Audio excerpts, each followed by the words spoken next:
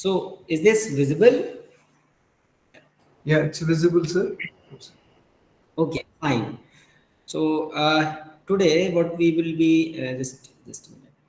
Yeah, I'll just screen off and then I can start. So what we will be so welcome to this session two uh, uh, for me for my talk, and here we will be elaborating our discussion on hydrogen generation at micro scale, that too from the fuel cell perspective. Okay, so which we were looking yesterday in the introductory session, and we talked about microfluidic fuel cells and fabrication, how in a very cost effective manner we can fabricate these channels, and we can employ them both at the prototype scale as well as the laboratory scale and the research scale as well. Okay, so that's what we understood in the last session. The aim for today's session is something like this, that I will be taking more than half an hour to this whole little bit of theory which we'll cover. Then we will in the next 1 hour we will go to the lab 2, live lab 2. So my students will take over, I will also be there, so they will be demonstrating all these the lab facility as well as how they fabricate these uh, channels and the cells in their laboratory. So we'll see that on in live mode. So that's what the idea is. So let's start this session over here. Now we were talking about this whole thing of proton exchange membrane fuel cell. So if you see that in a typical fuel cell, we you must be knowing that we have an anode, proton exchange membrane, the cathode, and everything. So here, if you talk about the parts of it, just a minute. Yeah. If one can talk about what are the different components of a fuel cell, so here we have this flow field area where the fluid flows inside these interlayers. We have the gas diffusion layer, the catalyst layer, membrane layer, and the subsequent flow field on the other side of it. So we have this anode and cathode zone. We have the cathode zone over there, where the oxygen comes from the one side, the hydrogen comes, and once the reaction is completed. Okay, so the so the idea is that, and we all know about what is oxidation and reduction. So oxidation is like you have your electrons are removed from the species, electrons are removed. Okay, and in reduction electrons are added to a species. So that's what the whole idea is. So here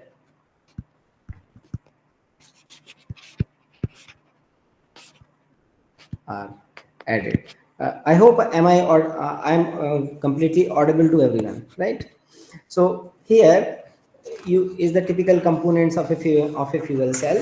In this case, what we can see is is a kind of a components of a fuel cell. So these are some of the components of a fuel cell in the form of a fuel and oxidant flow, the diffusion layer, the catalyst layer, the membrane with selective permittivity for hydrogen proton transfer, and the external circuit which we discussed. Okay, so it's a kind of a full assembly which one should know that what are the different components of a fuel cell, as well as what is the overall assembly. So if you talk about a porous electrode structure, okay, we have here is the membrane. So here you can see that how the catalyst layer and the diffusion layer is actually coming into the picture. So this is your diffusion layer, this is your catalyst layer, and this is your membrane which we talked about. Okay, so the whole idea in a typical fuel cell is something like this. Now if we talk about how the how the progress of a reaction, once a reaction is progressing, okay, how the molecules are actually reacting with each other, what is happening over here. So that's the reason for interest. So let us say if there is a reactant. So the reactant in the reactant, hydrogen and oxygens are there. So what is happening with these two hydrogen molecules? They are coming together close to oxygen.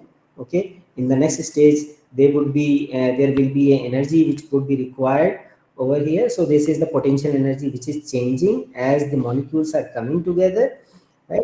In the third stage, definitely once the molecule have crossed the energy barrier, the energy goes down, okay, because they have achieved a stable state.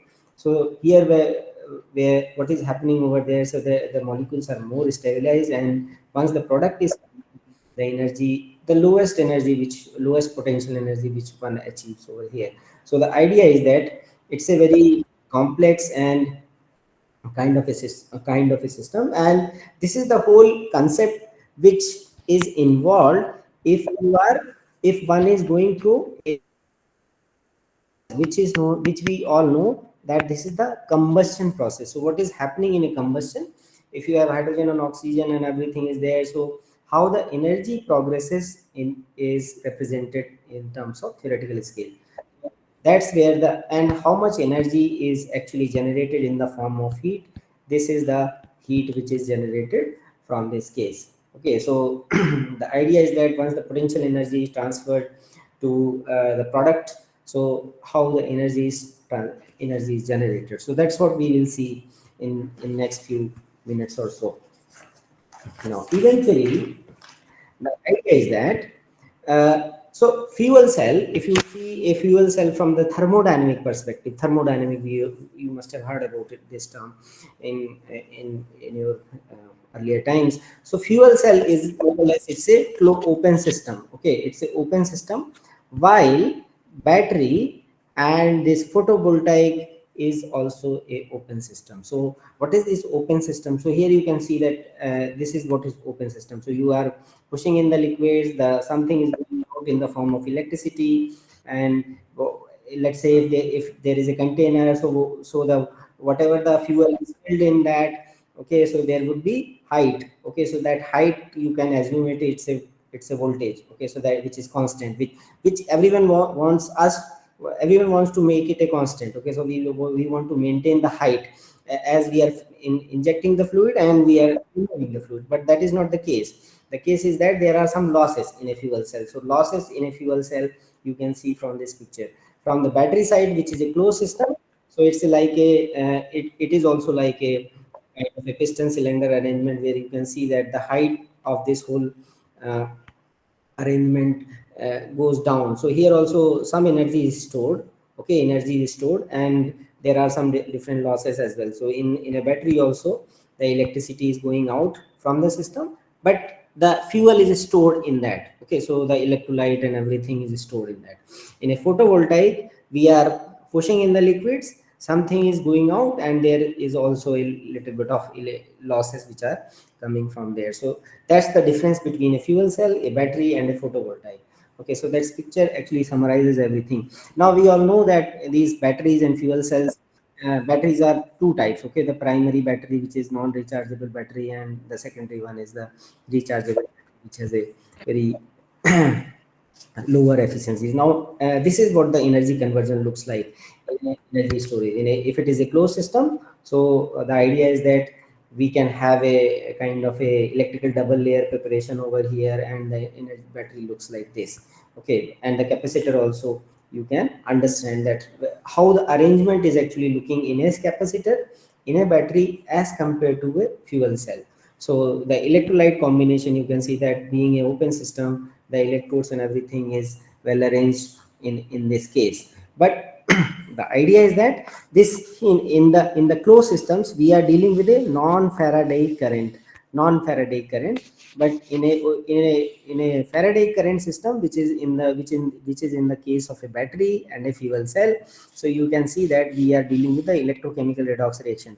In non-Faraday current means charge doesn't store inside the stored in the electrode bulk storage is not there.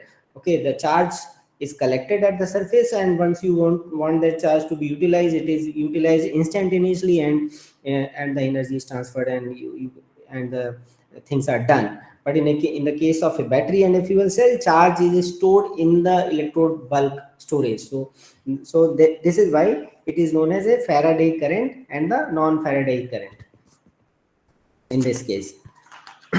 So this is what it's a kind of a little bit of illustration how this Faraday process and non-Faraday process is happening. So you can see that ion in the electrolyte, they come in and they are ion in the electrolyte. So there is a movement over there. But in the case of non-Faraday, the charge is just stored over the surface. There is no bulk movement. Okay, so the idea is that ion adsorb in the metal intercalation material. So if it is a metallic ions over there, so the charge can be built up onto the surface itself, but not at the bulk side of it. So there is a kind of a, so that's the difference. And Professor David C. Graham, so he was actually he brought this theory of the electrical double layer and the theory of electrocapillarity in 1947, which actually talked about the electrical double layer formation at the metal and the solution interface. So if you have a metallic electrode and the solution is there, so that's where the Faraday type of processes came into existence. So the thermodynamic is like this. So we have this heat which was generated, which is in the form of chemical energy. Now I want that electrical chemical energy into work. Okay, so this is just the transfer of heat to work. So the chemical energy is transferred to electrical energy. So these are some of the things which many of you must be knowing in terms of the morphology and other. I have written it before coming over here so that the time is properly utilized. So the idea is that, so there is a real voltage from this system. Okay, so this graph yesterday also we saw. So there is a real voltage and there is a thermodynamic potential which is there. Since a fuel cell carries some losses, okay, so these losses could be activation losses, the ohmic losses, and the activation losses. Okay, so the idea is that in combining all these losses and the thermodynamic potential E cell, which you must have calculated in our 12th class or so. So the idea is that just the negative of that. So if you sum it up, we will get the real voltage. So the volumetric power density is defined like this. We know about it. So the idea is that in once the performance of a fuel cell is analyzed, it has three reasons. So this initial reason is activation reason, which the energy is required to initiate the reaction onto the electrode surface in terms of oxidation and reduction. There are ohmic reasons. Ohmic reasons are like once the proton is moving from one side to the other side, how much resistance it is feeling. Okay, in terms of this proton exchange membrane, if it is a membrane enabled fuel cell, so definitely the ohmic losses will be there because the membrane will pose some resistance to this proton transfer. If it is even if it is a membraneless fuel cell, the fluid interface where the diffusion of these molecules would be happening over there, so that will also create some amount of losses. And since it's a membraneless fuel cell, which we discussed in the last class, the fuel crossover can also happen because that is a very kind of a fragile system. But even then, at that scale, the fragility is actually eliminated because of the laminar flow nature of these two fluids. Along with that, there is a mass transport reason, because how much energy is generated at the electrode surface. In the last class we saw that this is the region, this is the electrode, and this is the fluid which was coming. So once the reaction is happening, so there is a buildup of waste material over here, so that waste has to be removed. So during that, this proton actually feels the resistance over here. So this is the mass transfer from the electrode side to the bulk region of it. So that also is actually in terms of the losses over there.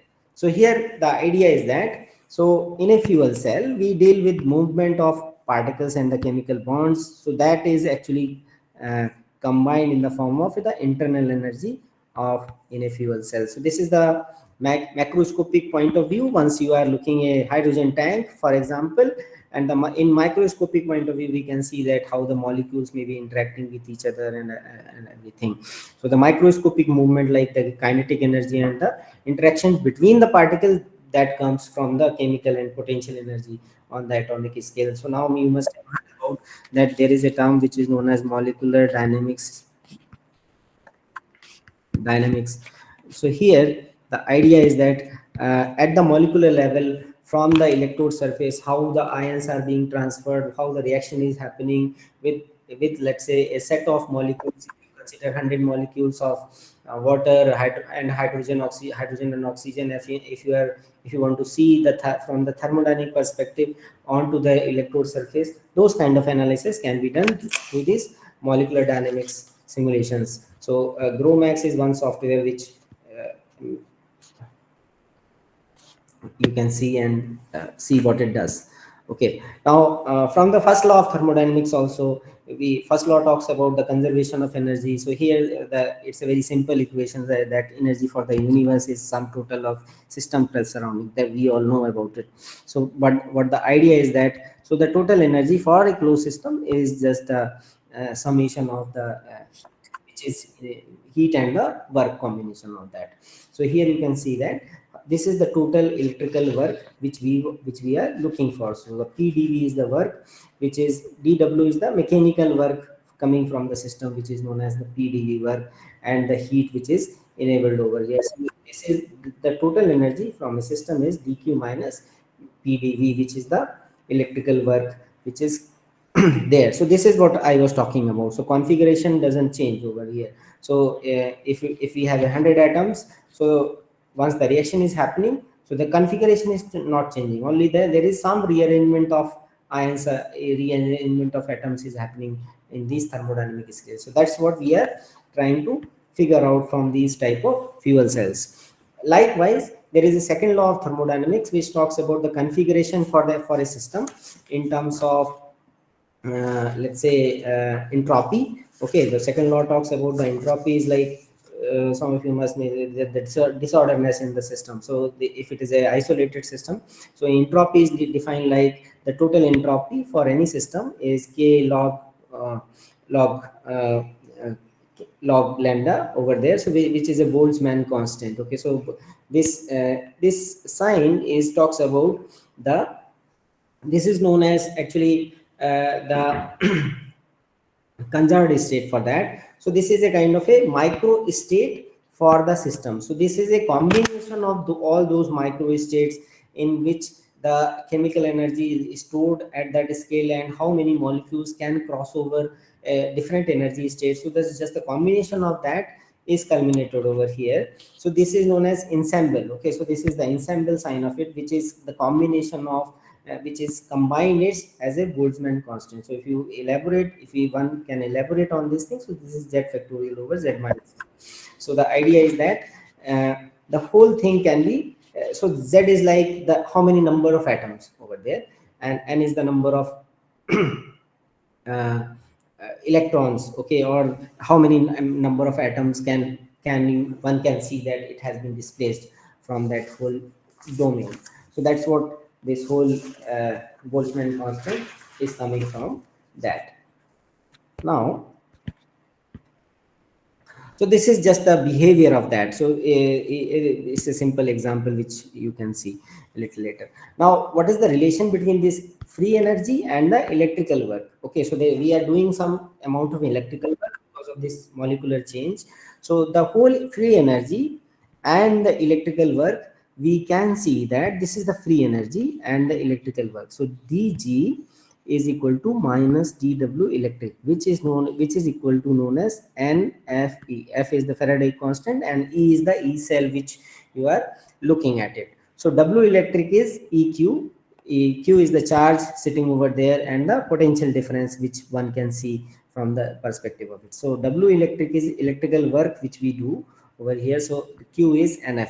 So if we have number of moles of electrons, if one know about it, so we can come up with a very beautiful illustration of delta G is equal to minus NFE, and E is your reversible voltage. So if you calculate it, and this is the example that how much E cell one can theoretically get from this for this whole system. So if you have a hydrogen and the oxygen reactions, water is forming over there.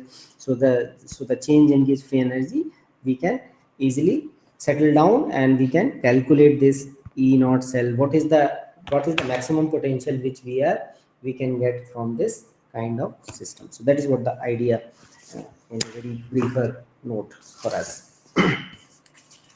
Now coming to the second half of it.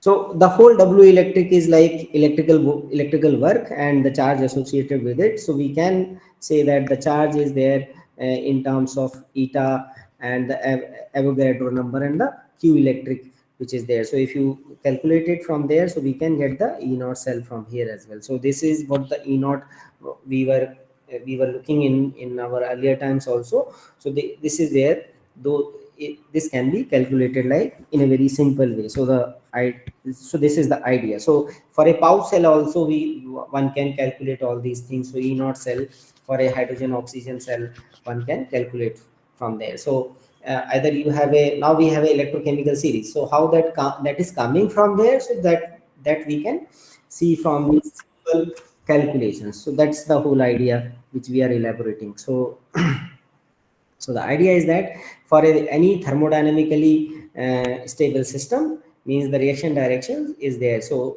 either it is a positive cell direction or the negative cell direction. So if you have a simple methanol fuel cell, it could be anything, right? So if you take the example for that, we can see that how much E naught fuel cell is coming from there. So this can be calculated using the, from the free energy perspective, using the second law of thermodynamics, as well as the other perspective of the E naught cell, which we all know about it. Okay, so there is a and the temperature variation can also be seen. Okay, which is a little bit of with respect to the free energy. So dg is minus sdp plus vdp. So if you just the differentiation for that, and so there is a temperature dependence as well. So the reversible voltage in any fuel cell, one can see that where there is a temperature which is required to start the fuel cell, and the pressure is also required. So we can, by using those conditions, we can do the inherent we can understand the inherent physics of a fuel cell. Okay, and we can see how whether the my fuel cell is actually it's a how much it is deviating from the real fuel cell. So there is a ideal fuel cell which you can see from here. There is a ideal fuel cell and there is a real fuel cell. So the efficiency for a fuel cell would be like how much useful work one is doing along with the total energy evolved from that system. So for a chemical reaction, the E efficiency is useful work over delta H, the enthalpy change which is coming over there. So delta H is HHV, which is high heating value, which can be calculated. So if you have this delta G, which can be known from this heat of formation of reactions, okay, so we can calculate this, and the ideal efficiency for a fuel cell can be calculated. So if you have delta H reaction for any of these things, okay, delta H reaction, let's say if we have this there, and if we also know the delta H HSV or for this higher heating value over there, so we can calculate how much is the ideal fuel cell efficiency. Which can be seen. Now, as to get the practical fuel cell efficiency, this is coming from the thermodynamical perspective. So, practical efficiency would be coming from the thermodynamic side, the voltage side, as well as the fuel utilization. So, we have seen this, that in a fuel cell 100% fuel utilization is not possible. Okay, so the whole chemical energy will not be getting converted into electrical energy. So how much is the fuel utilization, one has to see. Okay, now so this is the fuel utilization, the voltage, and the thermodynamic efficiency which is coming from there. So reversible thermodynamic efficiency one can also see from here. So this is the whole reactions which this is just the summary of it, how much is the fuel utilization for a fuel cell. Okay, so I over NF over the flow rate, or the rate at which the fuel is being supplied. So let's say some moles per second of fuel is being supplied. So we can calculate the fuel utilization and the efficiency for that fuel cell. So so this is the difference. So if you see this nice figure where you can see that how much HHV efficiency for this hydrogen oxygen fuel cell compared to reversible efficiency of a typical heat engine. Okay, so heat engine efficiency will start as the temperature is rising. You can see that the efficiency would be rising, but for a fuel cell, hydrogen oxygen fuel cell, the efficiency would be going down as the temperature is increasing over. So that's what the difference is. So like that, there is a area of so this graph we saw, which is known as the polarization curve. Now here two things are visible. One is the power density curve, another one is the IV curve. Okay, so one IV curve is like, as you are drawing current from the system, how the voltage is varying from this whole thing. Okay, so this is a fuel cell voltage. On the other y-axis there is a power density is plotted, and on the x-axis the current density is there. Now this centimeter square, if anyone of you are not aware about it, if this is a electrode, this is a electrode, so this centimeter square is the vertical projected area. Okay, vertical projected area which one has to consider for this thing. So it's not like the cross sectional area we consider the vertically projected area over which the reaction is actually happening. Okay, so that's the whole idea, that if the reaction is happening, the fuel is interacting with this surface, that's the area which one has to consider for calculations of this current density and the power density. Okay. So this is how this figure also summarizes the same thing in terms of the IV curve and other things. For the real fuel cell as compared to the thermodynamic fuel cell or the ideal fuel cell, this is how the changes are, one can see from the loss perspective. Now coming to the losses also, as we have seen that there is a activation losses, there is a ohmic losses, and then there is a mass losses as well. So this equation actually tells us about uh, how the things are actually seen from this perspective. So the idea is that, so the total over voltage can also be calculated from this equation.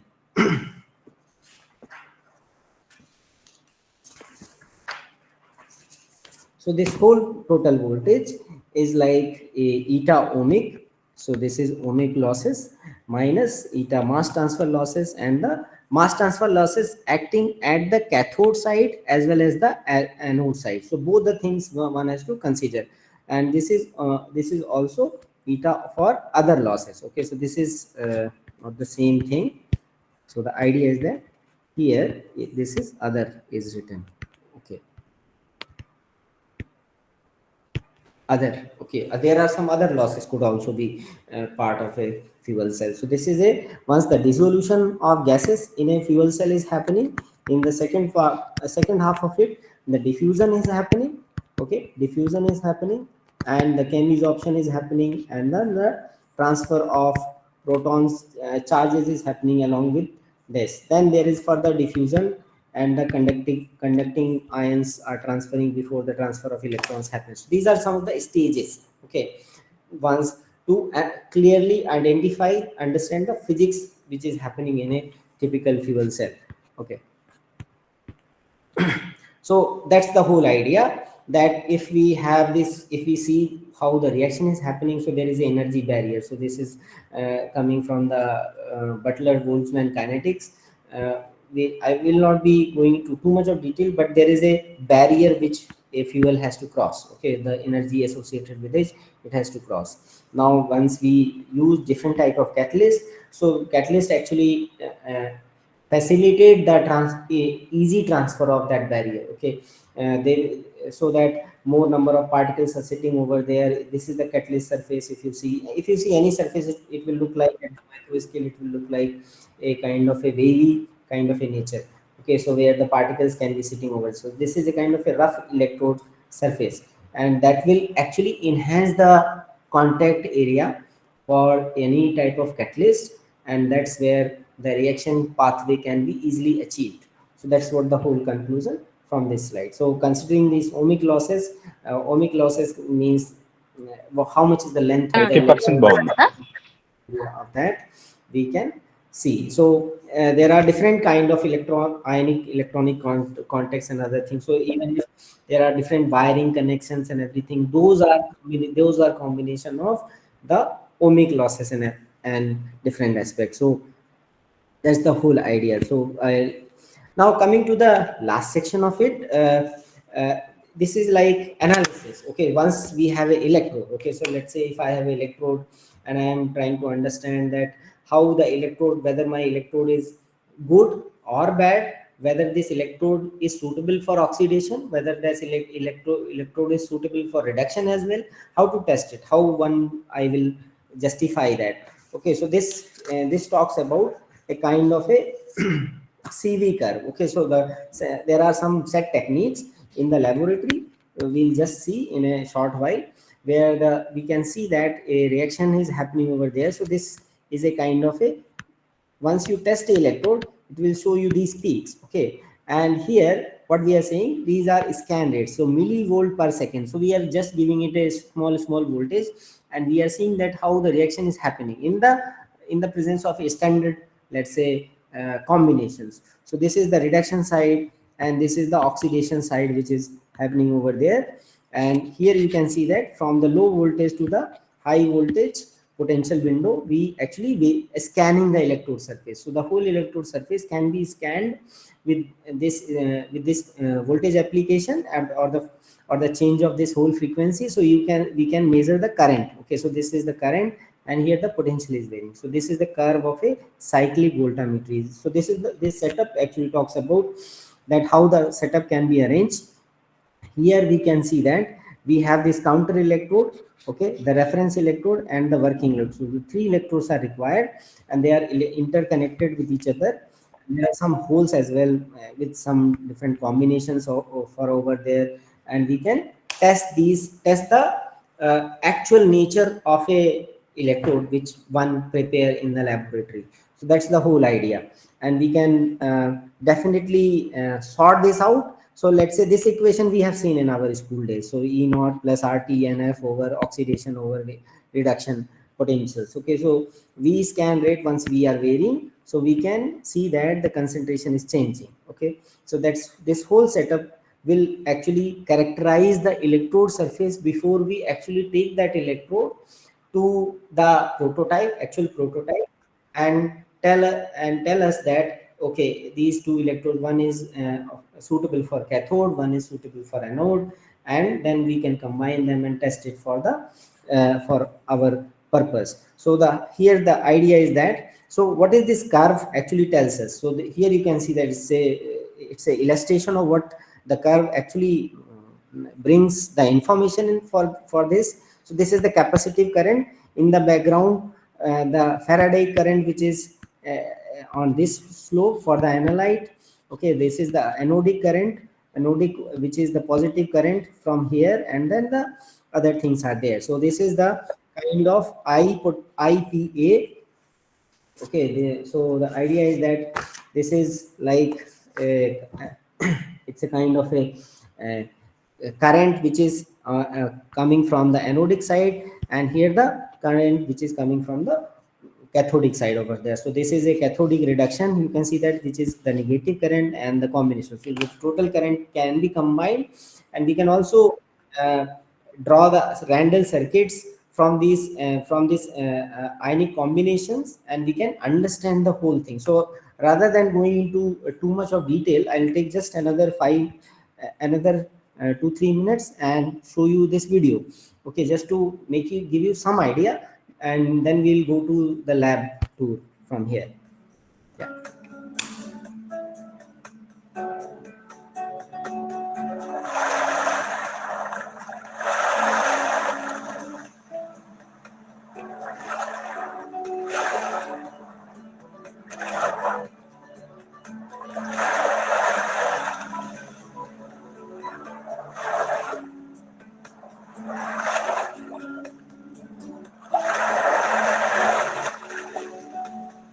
So the idea is that we have this voltage window over there. So this is the Joule works unit of work, and then the Coulombic charge.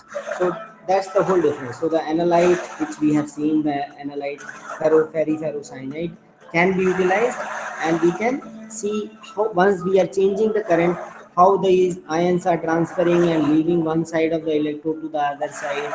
Okay, so once the reduction is happening, so this is the whole thing, and once the oxidation is happening from the other perspective. Okay, so So for the oxidation side of it, so this is the standard ferrocyanide kind of a reaction where the electrons are moving from +2 to +3 and 2 to +2. It's a kind of a reversible reaction which takes place, and one can see that this whole curve is coming. So the whole idea is that we can realize what is happening once this reduction and the oxidation potential is varying from this window. So this IPC is the direction potential current, okay, coming from the cathode side and from the anode side as well. So this whole CV or the cyclic voltammogram can be analyzed from this a very simple electrochemical system. We will just see in the lab that how this electrochemical system works for us or how it looks like, okay, and we can analyze. So this is just a video coming from National University of Singapore. Okay, so well, I'll stop here, and my PhD scholar, she is Shefali Thakur, so she will take us to the lab tour. Shefali, are you there? Yes, sir. Okay, so please start with just a demonstration of this whole instruments which are in the laboratory, and I'm coming in 2 minutes. Yes. Sure, sir. Yes.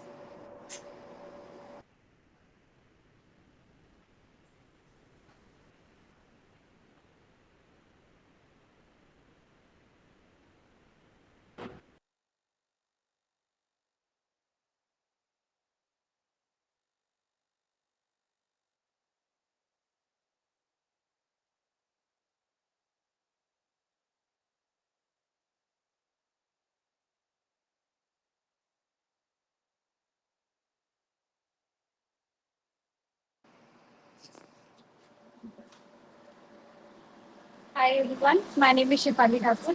I'm working under Dr. Ravi Kumar Arun. And now, first of all, we have to make a fuel cell for this demonstration. And for this, first step is to make a slurry for fuel cell. I'm perfectly audible. Is Yeah. I'm audible? Yes. Yes, yes, Yes, you ma'am. are Yes, audible. ma'am. Yeah. Okay. Yes. So for making a slurry, we have to firstly make a slurry by using this acetylene black and NMP and PVDS. This is a slurry we have already prepared on motor pestle. This is the thickness of this slurry, and this slurry has to be coated on a filter paper, that is grade 1 filter paper. This one I have to show you, like this. This is a filter paper, right? And on this filter paper, we have to coat our slurry by using this machine, that is coating machine for coating of our electrodes. So let's get started.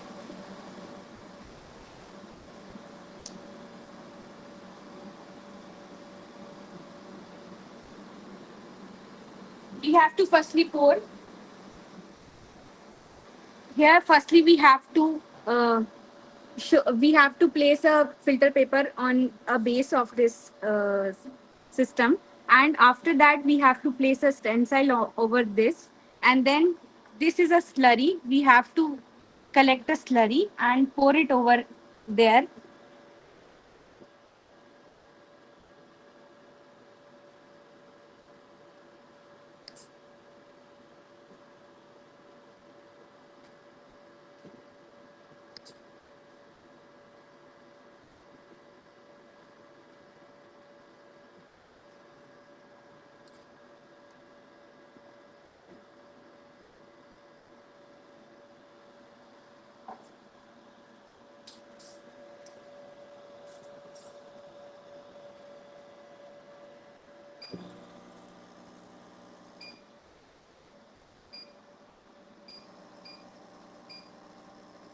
Like this it is coming.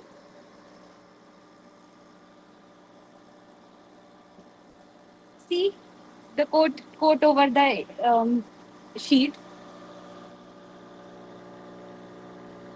This is how we have to coat our electrodes on a paper or anything. Suppose I have shown you. This is another aluminium foil which is coated by using this coating machine. This is a carbon coated aluminium foil, and then we have to cut it.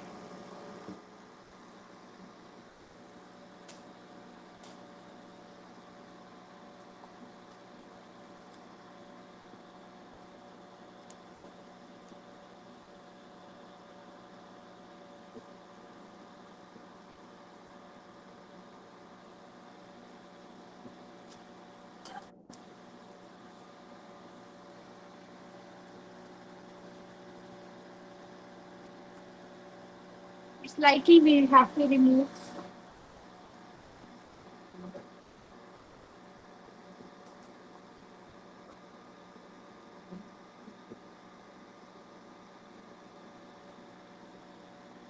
This has to be removed from here carefully, and this has to be kept for drying in a oven.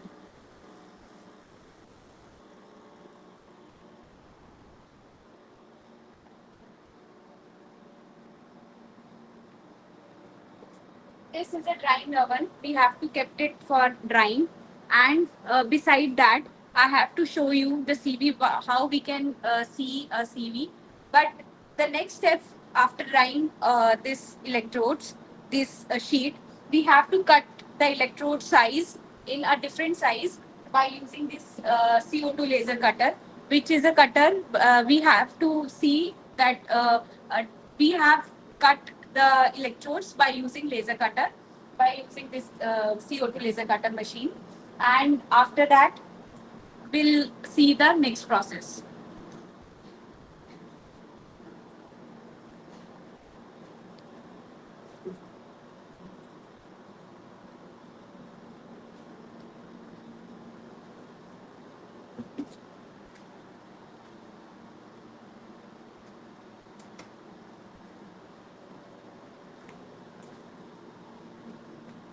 So it will take some time to dry.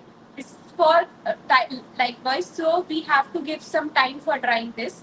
And for time being, I have to show like how to take CV of that electrodes. Okay.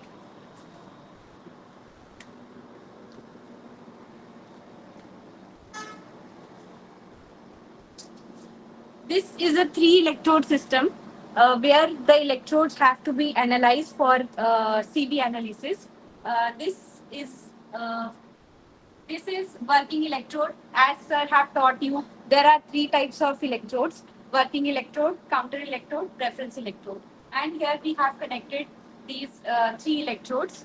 Working red one is working electrode, blue one is counter electrode, black one is reference electrode. Next here, this is uh, software for analysis of CV that is cyclic voltammetry. So here we have to give some parameters for testing of electrodes. So first of all, we have to do see here in this E1 and E2. What is this E1 and EV? We have to give some voltage range for analysis of that electrode. That is 1, and it will go from 1 to -1, right? So we have to keep here a value 1 and -1.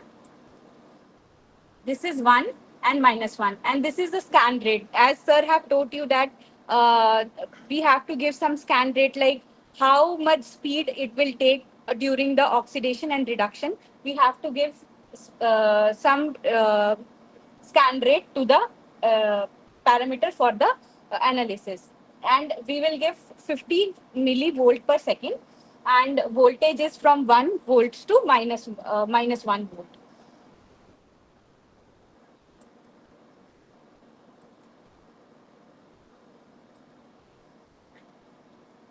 Go slow. Okay, go slow. And here the analysis will start.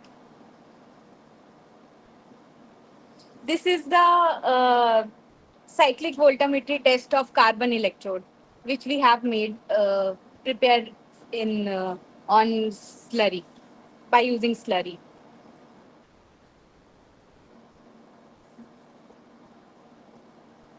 See the results. This is the oxidation peak which is coming.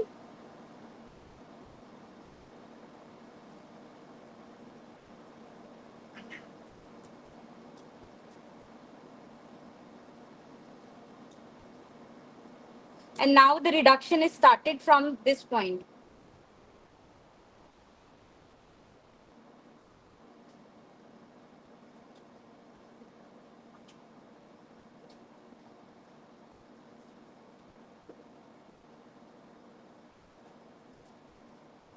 Now it will reverse back to the initial pull point.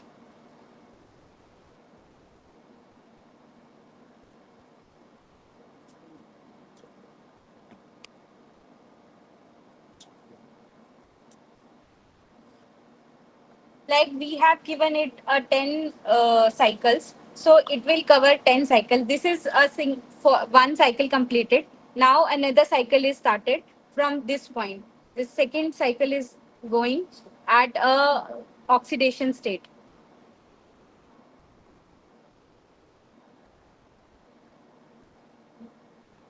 Now oxidation state is coming back.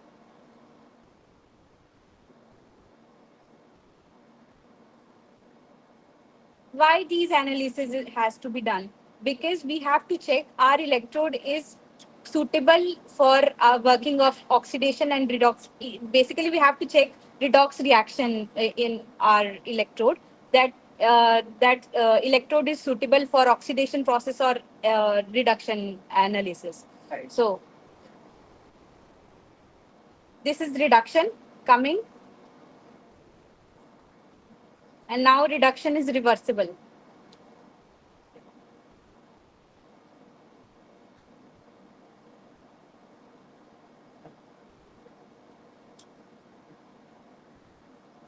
So let's check our electrode which is drying.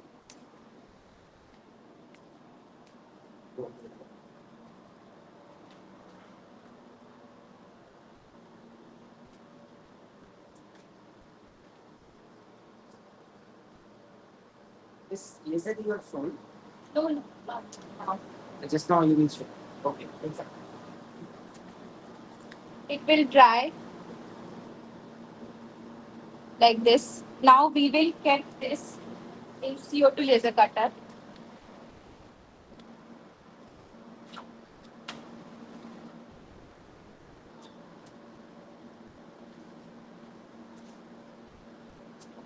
See, we have to place this sheet or this electrodes over here.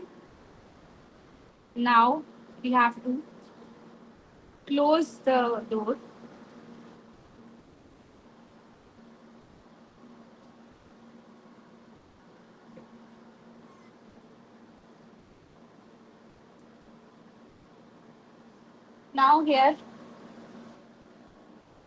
Now here, I have prepared a design for electrodes. I have to cut these design over the sheets which we have prepared. This is a design I have prepared. Now, what we have to do is, firstly we have to give a print command for the cutting of this. Now select. First of all, we have to select it. Now give print command. Press print. Now here, this is a design. I have to kept it over here for cutting.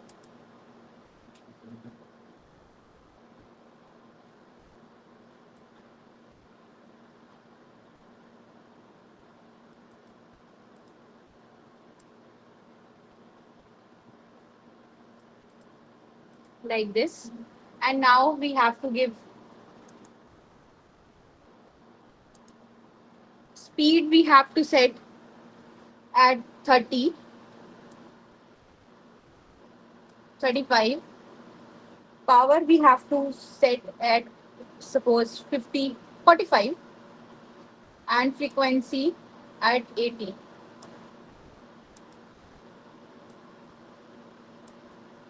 These are the parameters we have to give. That's fine. That's fine. Yeah. That's fine. Now give print command.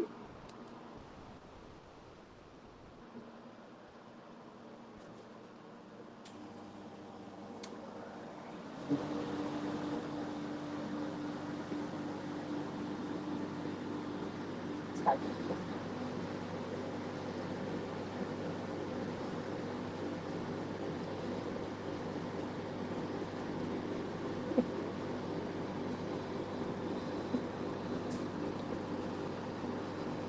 Now the electrodes are cutting by using CO2 laser cutter.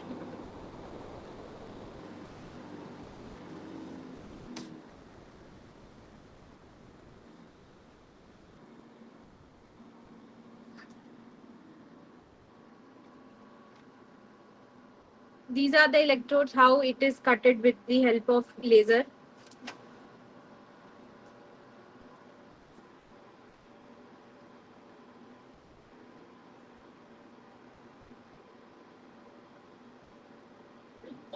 Yeah. Sure. It's fine. See the electrodes we have cutted by using CO2 laser cutter.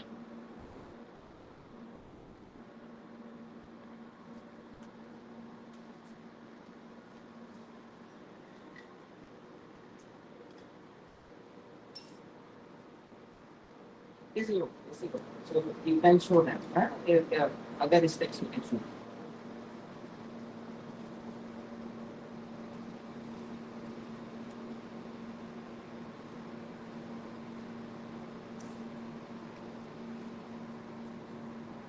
Just you can show them. Now, Uh, now for you to save your time, we have already prepared these electrodes, carbon electrodes and nickel electrodes. That is anode and cathode.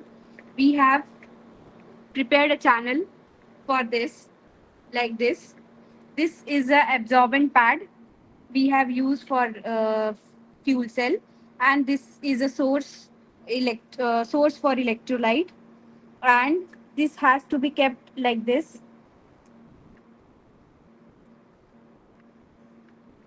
and connected with connections, give connections. Actually these connections used to take a lot of time to dry. That is approximately minimum 3 hours, and maximum overnight we have to kept it. So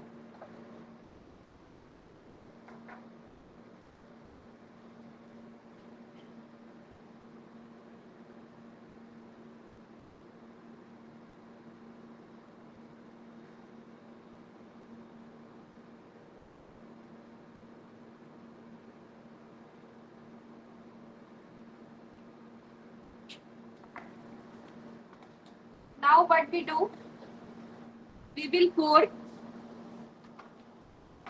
our electrolyte. This is the electrolyte we have prepared. Fuel. fuel and the electrolytes. Fuel and electrolyte mixtures. This is a electrolyte source, so we have to pour it over here like this.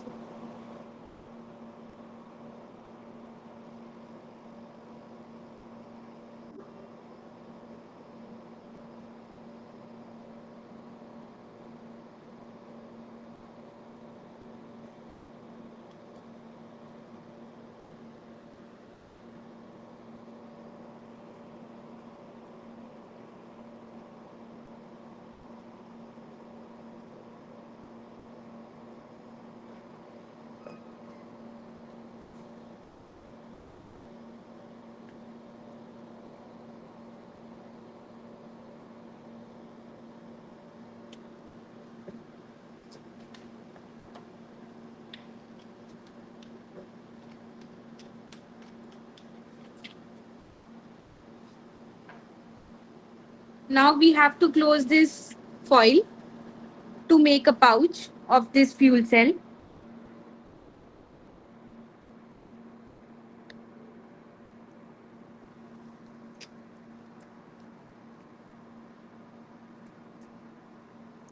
Now we have to go for a next step, that is sealing.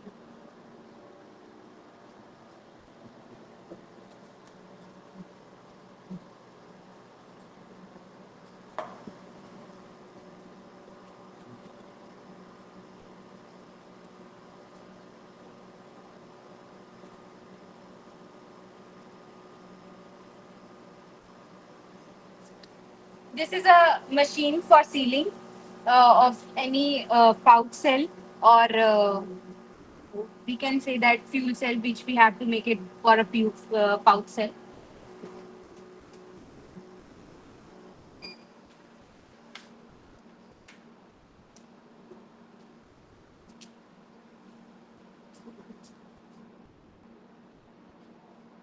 For that, we have to give a compressor, connected a compressor to give a pressure by using this compressor.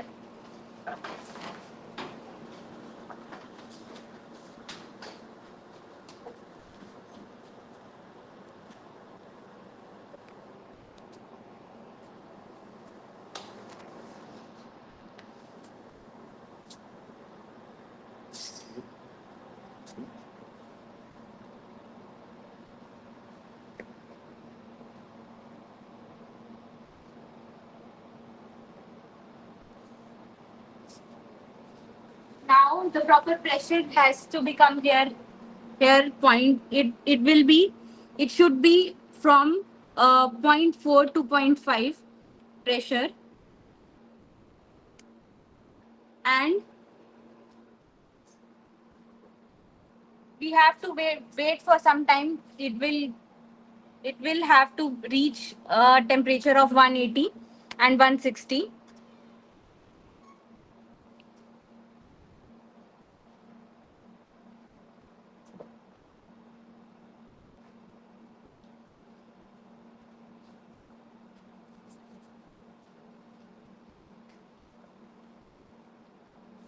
For time being, I have to show you some other machines for testing of or for fabrication of battery. This is fine. You can just move it. Remove it.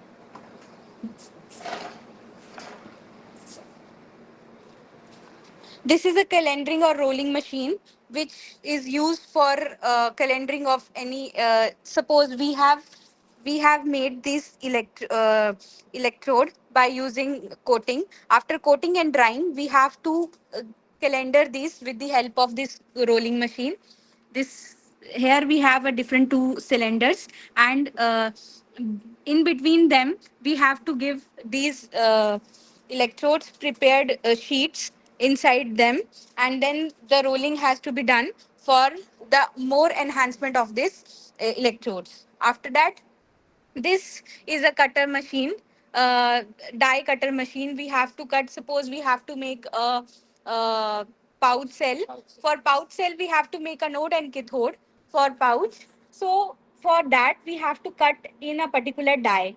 So the particular die have to be kept here, and then the cutting is done with the help of machine, right? And then You can see there is a sealing machine, right? and this is a cup forming machine.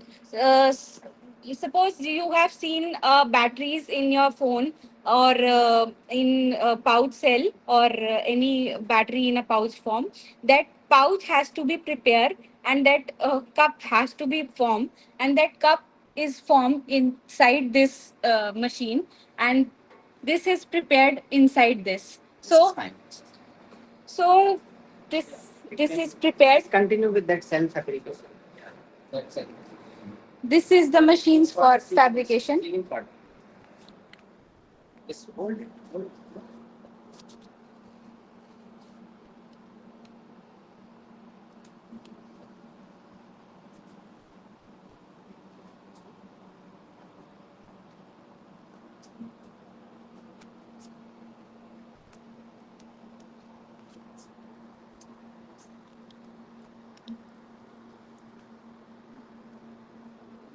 Try to keep the camera stable.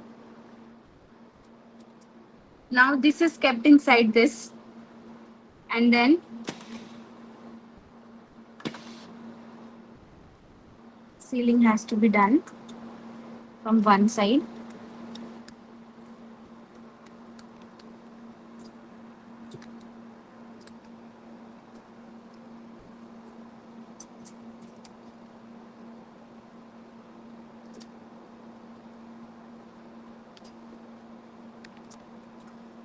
Sealing has to be done from other side. This like this. And then one portion is left, and this is also sealed.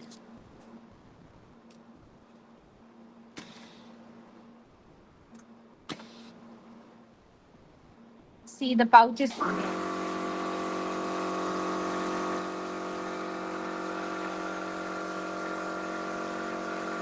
like this.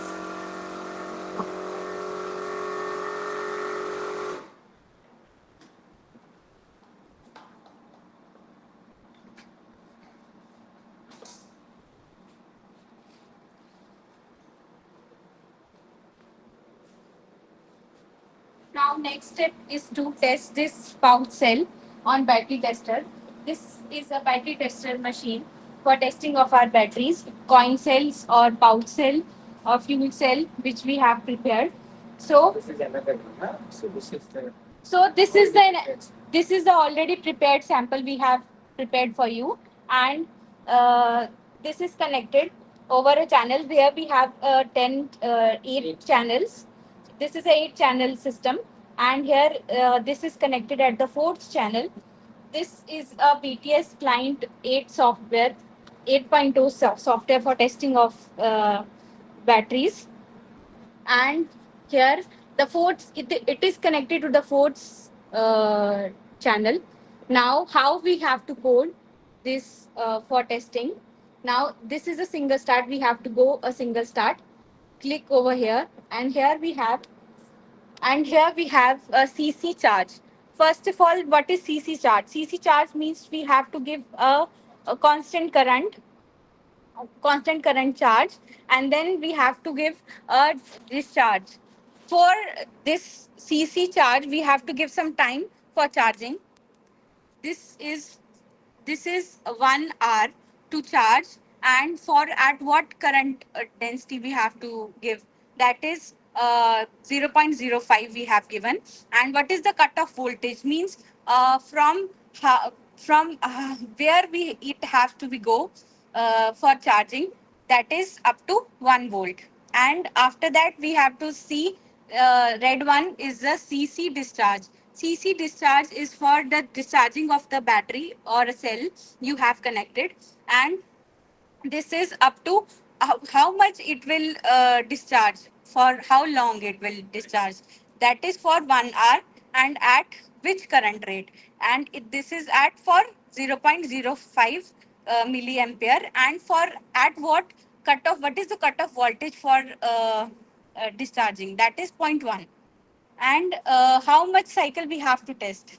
The cycles we have to test is for 5 cycles, and then end the program.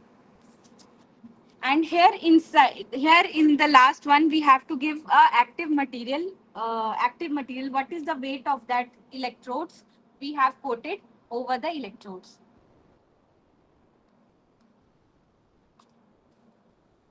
Now here we have a start point. Now see, this red color is coming, green color is coming. Means that cell or battery we have connected, that is charging. And if the red color is coming, then the discharging is happening. So this is the uh, programming section. I have shown you some results of this. Show the graph. How the I graph will is coming. I will show you some graphs. Here the graph is coming. Right? Yes, sir. Show the live graph. Live graph. Yeah, live graph you can see now. I can also show you the live graph. It is coming.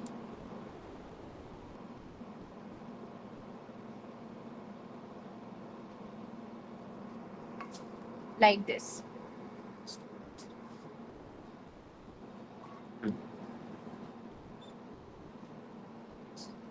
This is.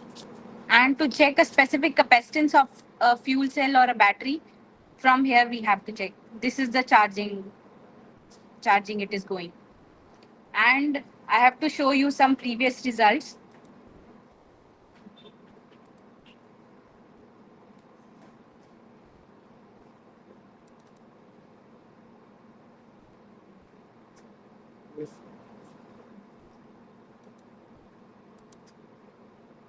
These are the previous results. Just explain what is. See, see what in this? What is in this? This red one is the voltage, means how much voltage we are getting. This blue one is the current, how much current we are getting, purple one. And this blue one is for the capacity of that fuel cell. And this last E1, that green one is energy.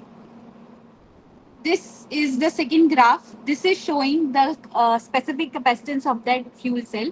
This upper curve is showing the charging of the charging of the fuel cell, and lower peaks are coming, and that is for the discharging of that fuel cell. See, this is showing a specific capacitance at 168 milliampere hour per gram capacity of that fuel cell.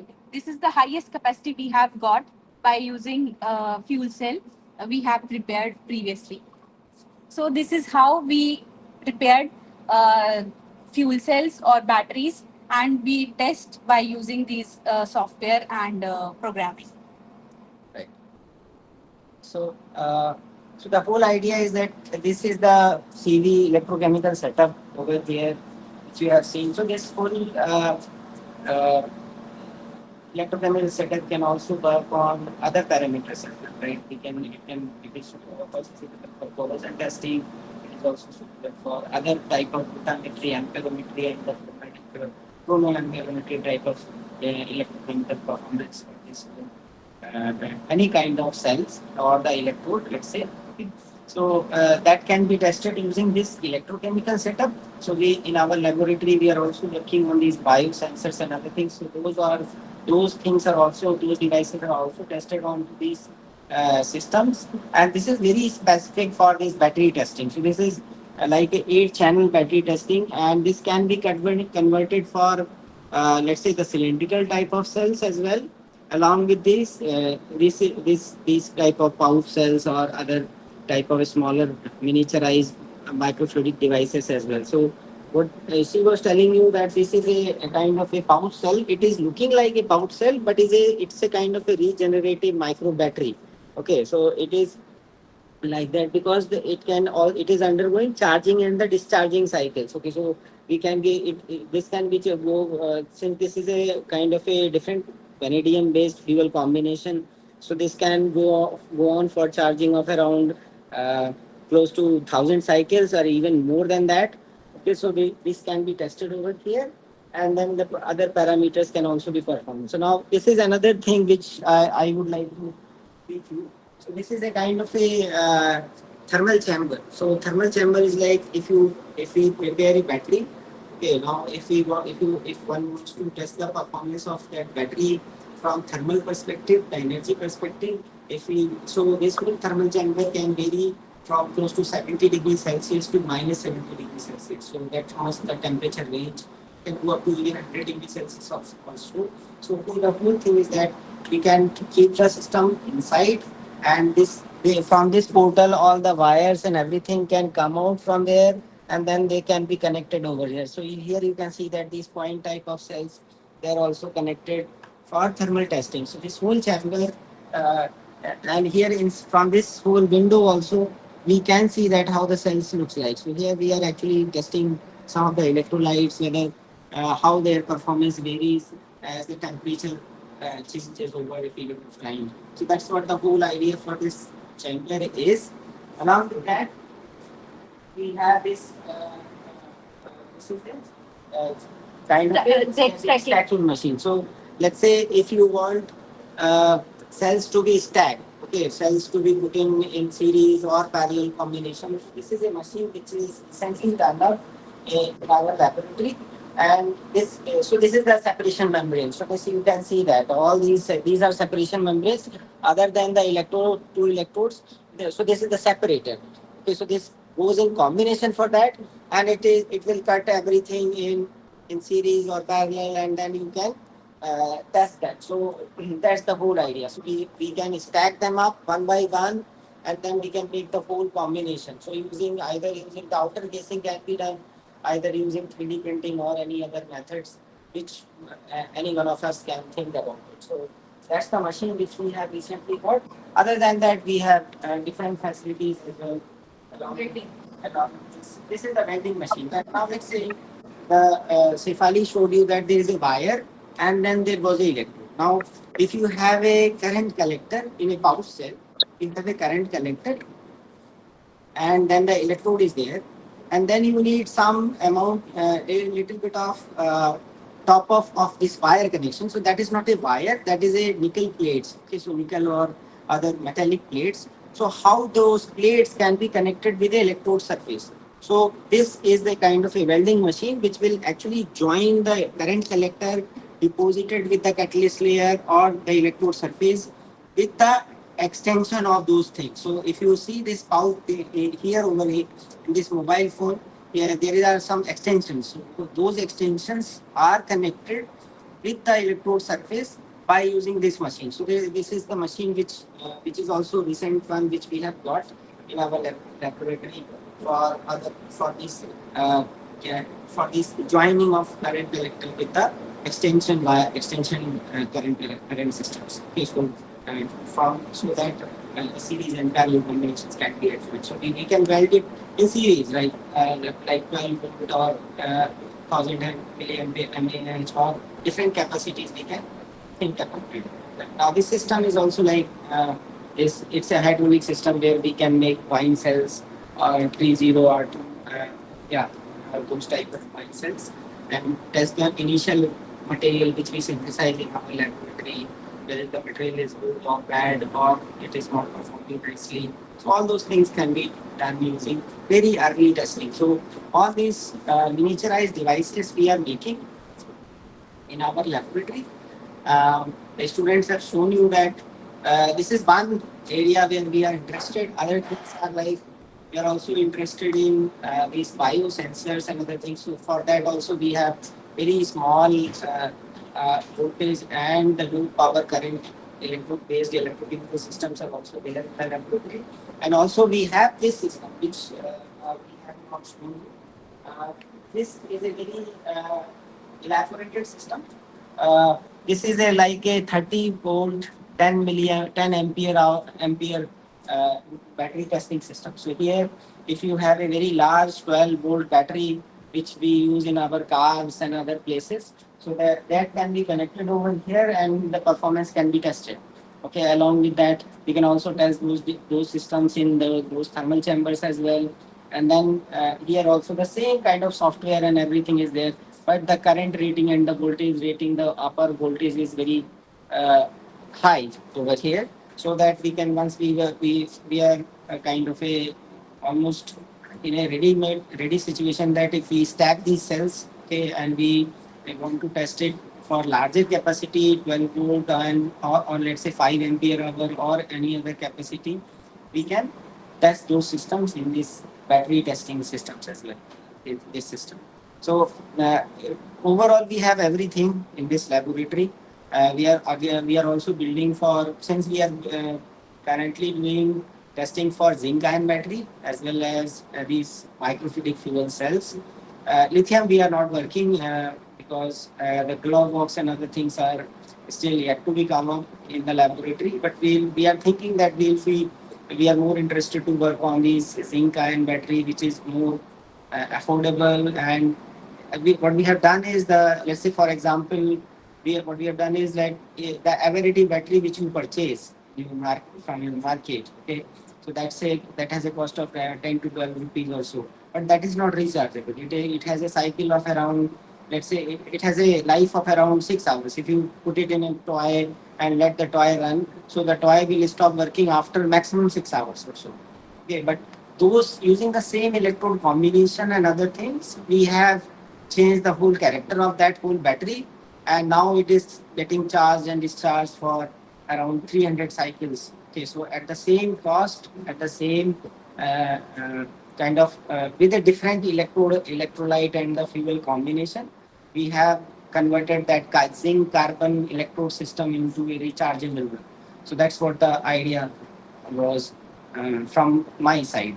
Okay, uh, so I think we have shown you uh, in a we have tried to show you in a little bit of detailed manner, and that too in live conditions, so that you are a little bit of comfortable with this whole our approach, and so that's what is there. So thank you from my side. If you have questions, so we can answer over here. Yeah. So just turn the front camera, right? Yeah. Voice is there, right? Hello, hello, Well, sir. Am I yes, yes, audible? Professor, Yeah. you are audible. It's very much a live demonstration about this fuel cell characterization of the electrodes. I think it's really all the participants, almost 170 were 162, 170 people.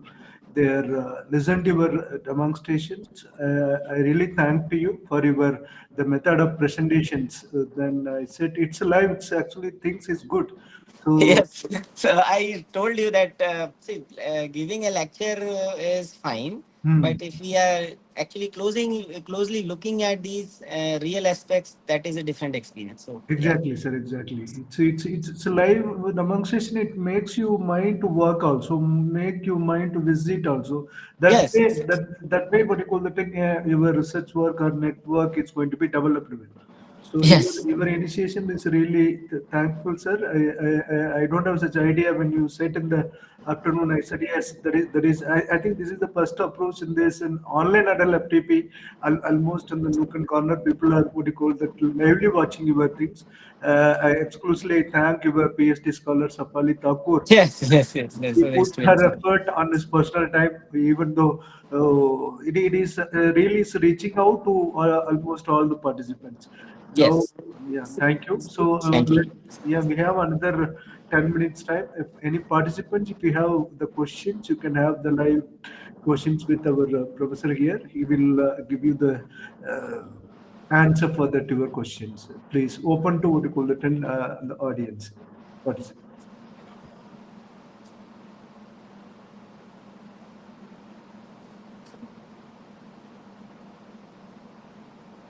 Yeah. Hello.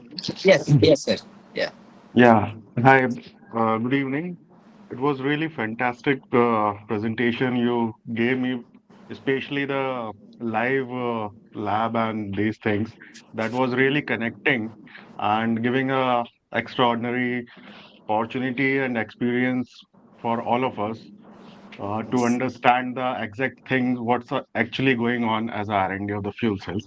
I have just a quick question. Yes. Uh, just to have an idea that what is the minimum time band for recharging of the fuel cells? I mean, Okay, for the battery. minimum charging time. Oh, okay. It is close. See, we are testing it for 1 hour, but the minimum charging time for this is close to 2 hours. Okay, so the whole fuel assembly, the electrode and the other combination would be fully charged in a span of 2 to 3 hours. So that's what we have tested.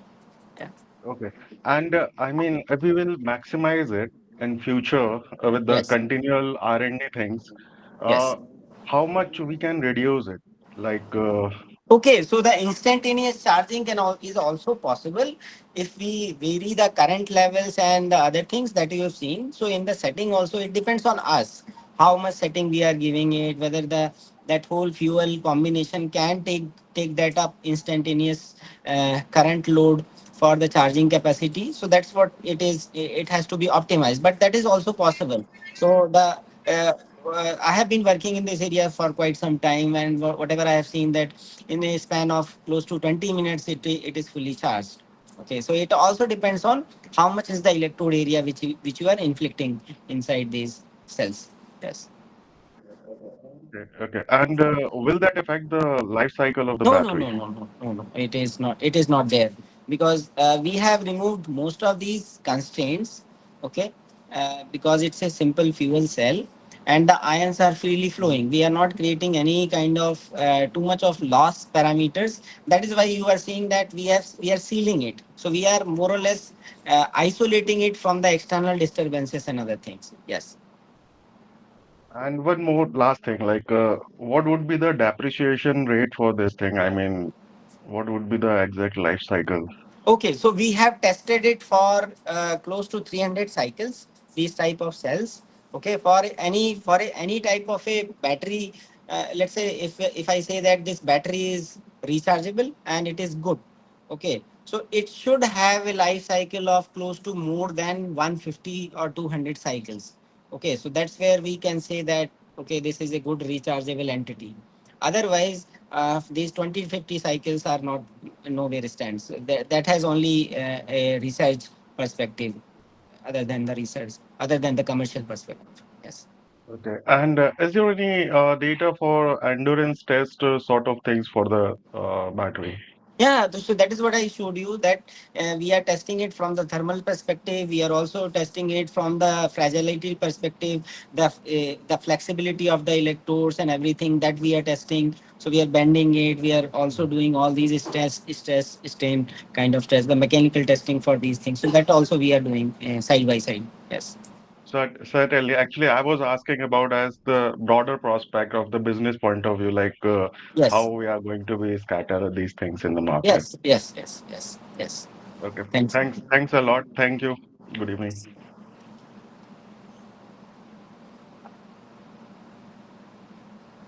Sir, yesterday I had a question to you regarding the EV technology and the power train Yeah, module. I received your email. I think you sent an email. Sorry, Yeah, actually, yeah, yeah. I was busy with some other assignments because we are in IIT. We are closing the academic session, so we Yeah. are busy little bit busy So with academic thing. if you So reply me I'll take a time to accordingly, respond to you. Yes. Sorry. yes, sir. Accordingly, I will move further in that direction. Yes. Yes. Thank you. Thank you. Okay, sir. Yeah. Thank you, sir. That's I have received it. Yeah. Okay, thank you, sir. Yes. Thanks.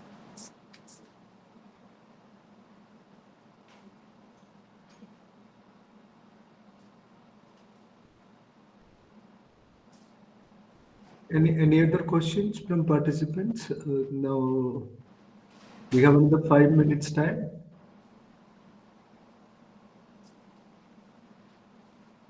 Okay. If there is no questions, then I like to thank my sincere thanks to Professor Arun Kumar, sorry, Ravi Kumar Arun, sorry. And No issue. No issue. we have what you call it a very special name, Ravi Kumar Arun. It's a very nice name. So people little confused wait until they get familiarized with your name. So I thank your time on this evening time and spending us and given valuable informations to the participants. I Yeah, thank. so I'm open to any kind of help if you require from this perspective, and you can visit my laboratory, do work. So we are open for Yes. everything. That's not an issue. Yeah. Thank you. Thank you, sir. Thank you so much on behalf of my university. So for Thanks. your valuable time with us, and really, it's a very informative session. Thank you, sir. Thank you so much. Yes, And thanks. thanks to your PhD scholar Safali Yeah, Kapur. yes, thanks. Special credit to them. Thank you, Thanks. sir. Thank you. Thanks. Thanks. So now, yeah, thank you. Now, one more that announcement to the participants. There is a reflective journals as per this AICTE guidelines. All the participants are supposed to submit one page. It is in reflective journal. So, what you some information, some of the parameter they are asking is, we are sharing it by tomorrow in the afternoon by email as well as a WhatsApp. You can submit, take your own time after completion of the validity on Saturday. After completing the things, you can things taken one day time. So before that, we will process all the video lecture, compile and send it to your email ID in a single shot. That's a big problem when we are sharing it in a session day one, day two, day three. That is the Google Drive. It was some limitations.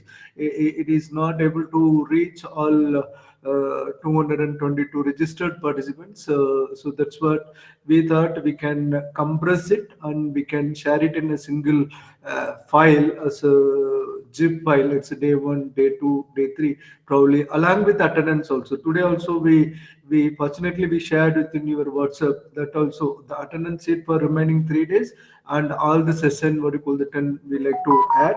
So we are also in the what you call the 10 hour we are closing up our academic sessions. It's yes, right up related to. Yes, sir. Yes, sir. Right, sir. Ishwaramurthy, sir. You are right. Related to the FTP, only that reflective journals. Probably tomorrow you might be knowing it so well. Now that the next speaker for this session, Dr. Nikil PG, is a Deputy Director, National Institute of Solar Energy, New Delhi. I think Nikil is joined. Nikil? Is not well, so he'll be joining another 1 or 2 minutes, so we can wait for it. Uh,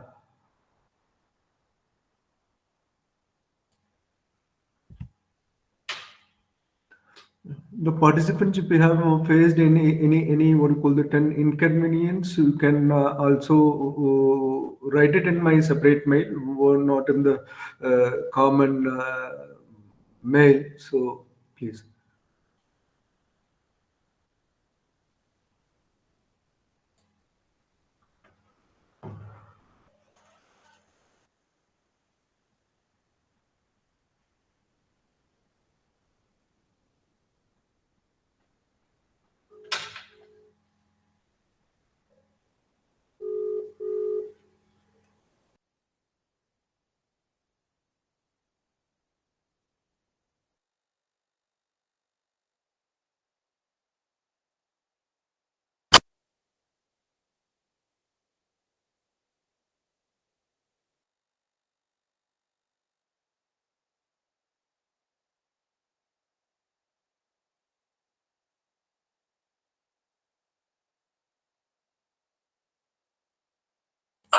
Okay, thank you.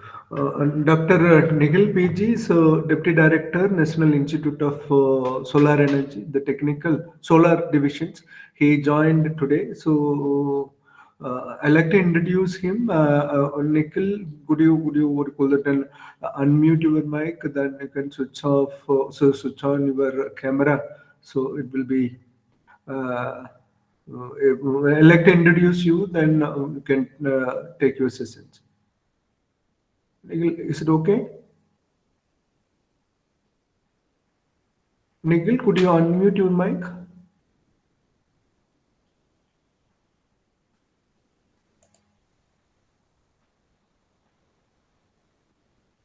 No, Dr. Nikhil?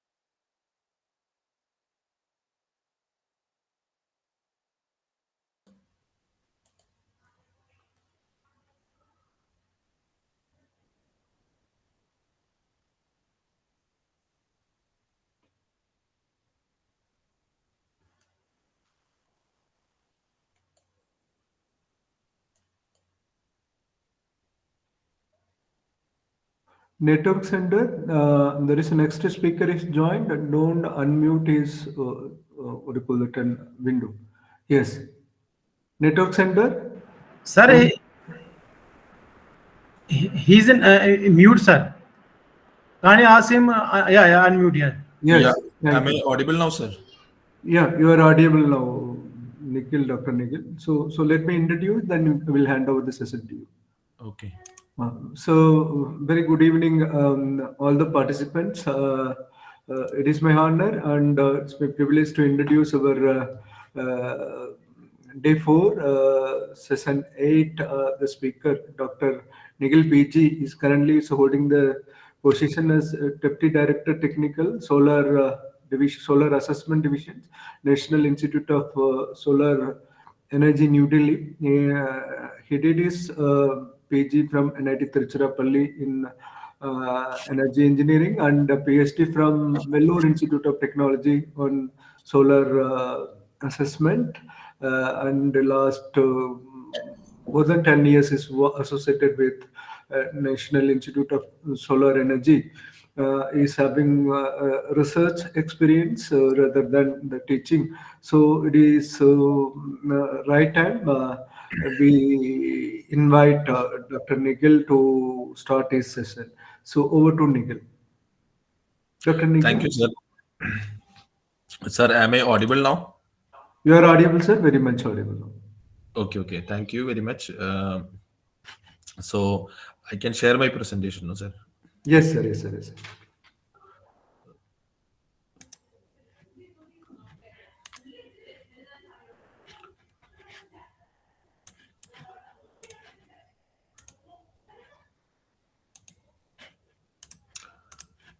Sir, I hope my presentation is visible. Visible, sir? Is it visible, sir? Yes, yes.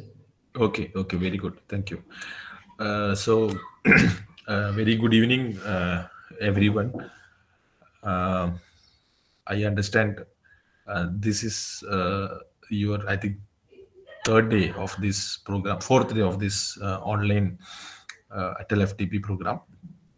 And I should congratulate the team from Mata Vaishnav Devi University for conducting such a very beautiful FTP, especially on this particular topic. This is very, buzzword nowadays. And I'm sure in the last days, you might have very good sessions. And I also thank specifically the university, Mata Vaishnav Devi University, as well as Dr. Ishwaramurthy for inviting me to interact with all of you. It will be a privilege as well as a learning for me, because personally I feel every every training and every interaction session is always a learning. In fact, one of the thing most probably everybody might be thinking is like we are working in a solar institute and why we are into this hydrogen space. And as you know, we are all are evolving, and we are also exploring new things in this sector. So probably we have a lot of things to share as well as also learn from all of you. Uh, First of all, excuse me because I'm just recovering from a tough cough and cold. So if there is a feeble voice, please excuse me and let me know if it is not audible from my end. So I'll be covering the a small aspects about the green hydrogen journey as well as the green hydrogen transition in the next 1 hour. And the contents of this presentation will be very specific on these aspects. One is on what is the current scenario of RE in India, some of the latest figures, the National Green Hydrogen Mission, about NISE and its activities and initiatives in the green hydrogen, the hydrogen production in India, or what is the hydrogen demand also in India. And finally, I think sir was mentioning me, can we discuss something, a case example, because we talk a lot about hydrogen and specifically with respect to solar. Can we have a case example? And we have couple of technical consultancy activities also.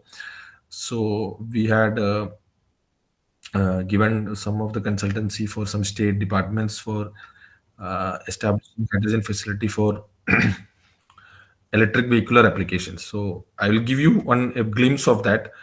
Probably we will do one exercise, a small example case study from that, uh, like a problem and a solution.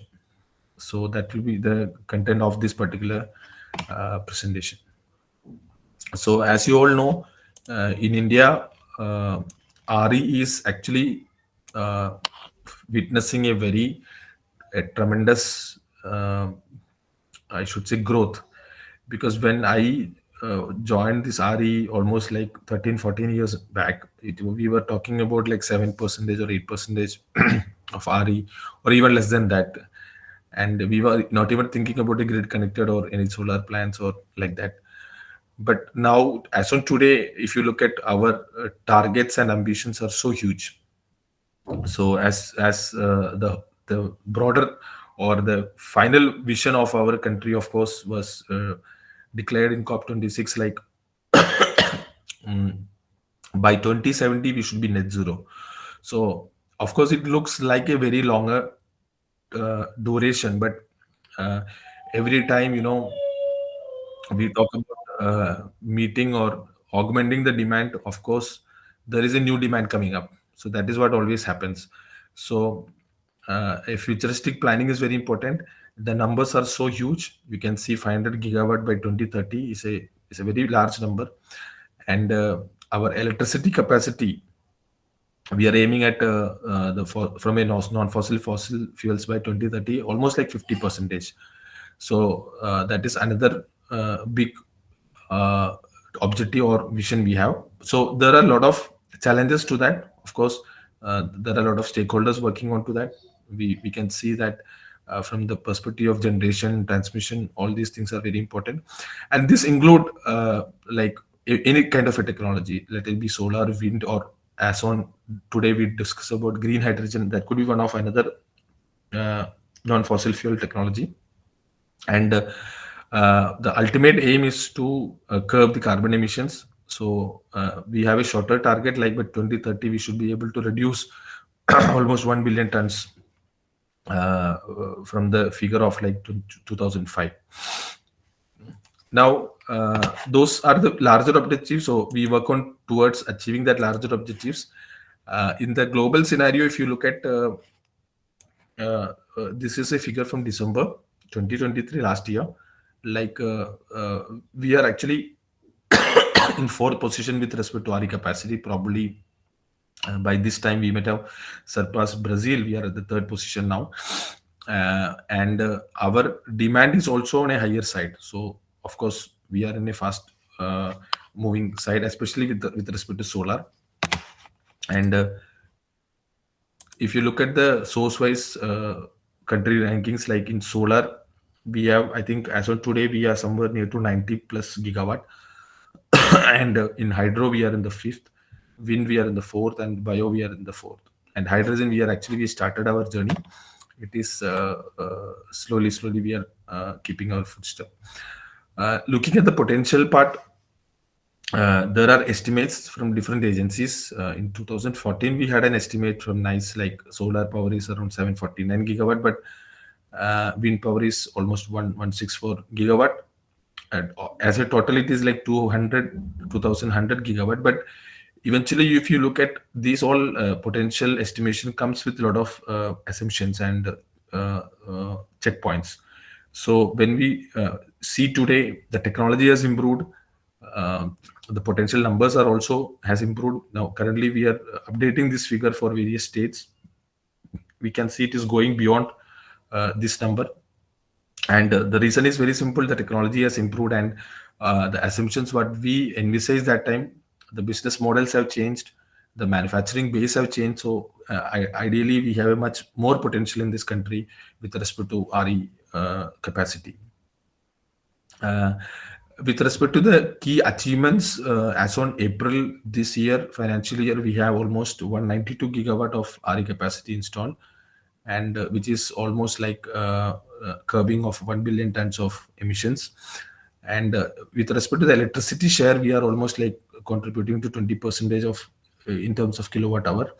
And it has generated a lot of employment to a lot of people, a lot of opportunities, a lot of innovations, a lot of challenges came, so a lot of opportunities came. And one of the beautiful part is that the grid parity which achieved in this last 10 years, you can see today the solar electricity or the RE electricity, we can easily get it anywhere less than like 4 rupees or 3 rupees. Of course, there are various checks to that, but there are bids which have come up to even 2.4 or 2.3 rupees for every unit. So that is actually a phenomenal change, and that is the expected in growth we are looking at, even the newer technologies which are yet to come. With respect to the specific RE sources in renewables, if you look at solar, we are at almost 85 gigawatt, which is almost like 20% of the total requirement. And wind is almost 46 gigawatt. So if you see the total for 43 gigawatt, we are contributing almost like 43%. That means for every 4 unit, we we consume the power almost like near to uh, zero point 0.5. I would not say 0.5, near to zero point 0.4 units. It comes from, I mean, 40%. That means around 1.6 units. It comes from renewable sources. So that is what we are expecting to happen in 2030, is like it should be almost 50%. So that is one of the short-term objectives we have in the near future. And for these things to happen, we should have a good manufacturing facilities. So currently we have almost 40 gigawatt plus module manufacturing facilities in India, across India, I should say. Even there is a new facility which I understand is coming near to Katra University in the Jammu as well. So across India, we have module manufacturing facilities set up because of the demand what we see. There has been a lot of policy reforms which envisage this journey and help us achieve these targets. And there has been a lot of stress on the. Sir, am I audible? I think I'm listening. Yes, you are audible. Because Yes, sir, they asked audible. me to admit somebody. I think that is No, no, happening. no, don't do that. That we are adding as a co-host. It will come to that option. Come to Okay, you. okay, okay, okay. Don't Thank you. worry about Audible, it. sir. Audible. So, both respect to the capacity expansions, as I told in my first slide, there are a lot of stakeholders involved. So, the contributions are from the policy side, and when we look at a larger target, we should think about the transmissions, the planning for the transmissions. We should also pull up the demand, how the demands can be aggregated and how it can be facilitated in a smoother way. And most importantly, we should have a in-house manufacturing so that we can reduce the dependency on the export and other aspects. So there has been a many policy recent changes on the ISTS waiver for the even the green hydrogen also for a certain duration, which I hope is helping this sector to boom up. Out of many schemes, you can see there has been many schemes and programs. One of the scheme is, of course, the National Green Hydrogen Mission, which probably is picking its way. And if you look at the scheme itself, you can see. I think this one slide will give a complete picture of the scheme. Like the expected deliverables is not very far. 6 years is like very short. I should say very very short. And our targets are huge. We are expecting to have 5 million metric tons of green hydrogen in annual basis.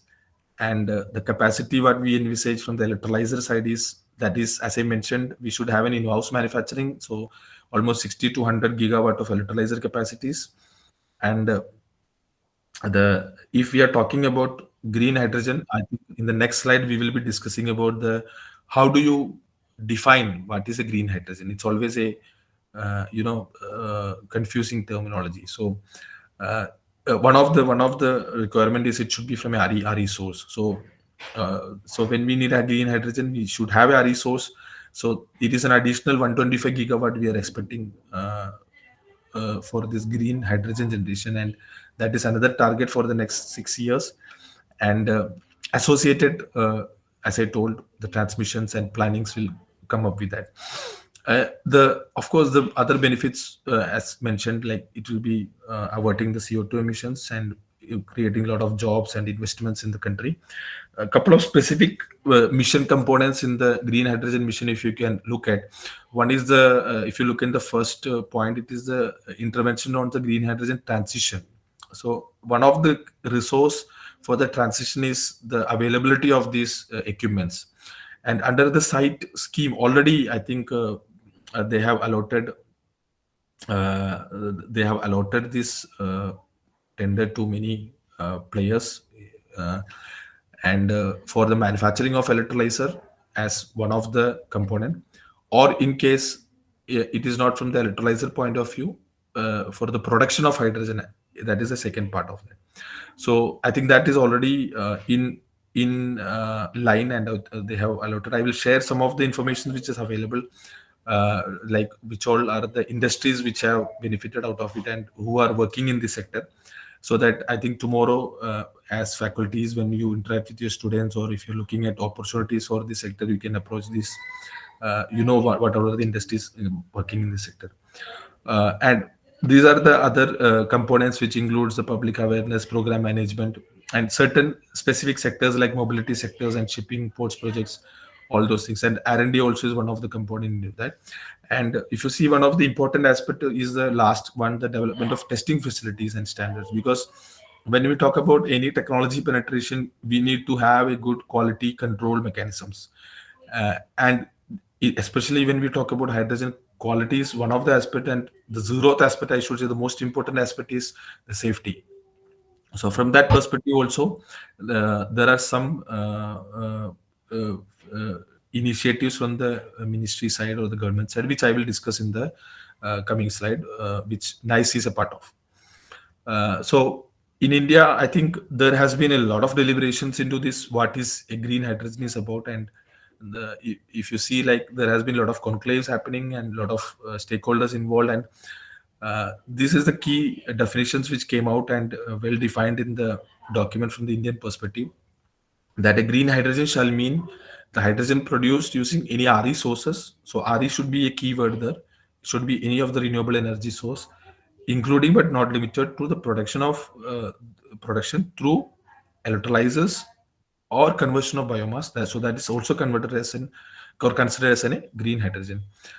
Now, one key aspect is that RE can, when I say RE, it could be the electricity generated out of an RE. So when it is electricity generated, it could be stored in any energy storage system, like you can use as a storage. Or say, for example, solar, as you know, one of the technology which is the electricity can be generated during the day, and you are most of the time you are banking it in a grid. As many of you might have heard about the concept called open access, where you generate at one point and you consume at a different location. So you are banking in the grid and augmenting the energy. So even that is also considered, that will be also be taken for consideration under the applicable regulations for considering as a green hydrogen. So that means if I am generating electricity, I need not store in any place. I can bank it, and I can consider that electricity as a green electricity and use for producing green hydrogen during nighttime also, to operate my electrolyzer during the nighttime as well.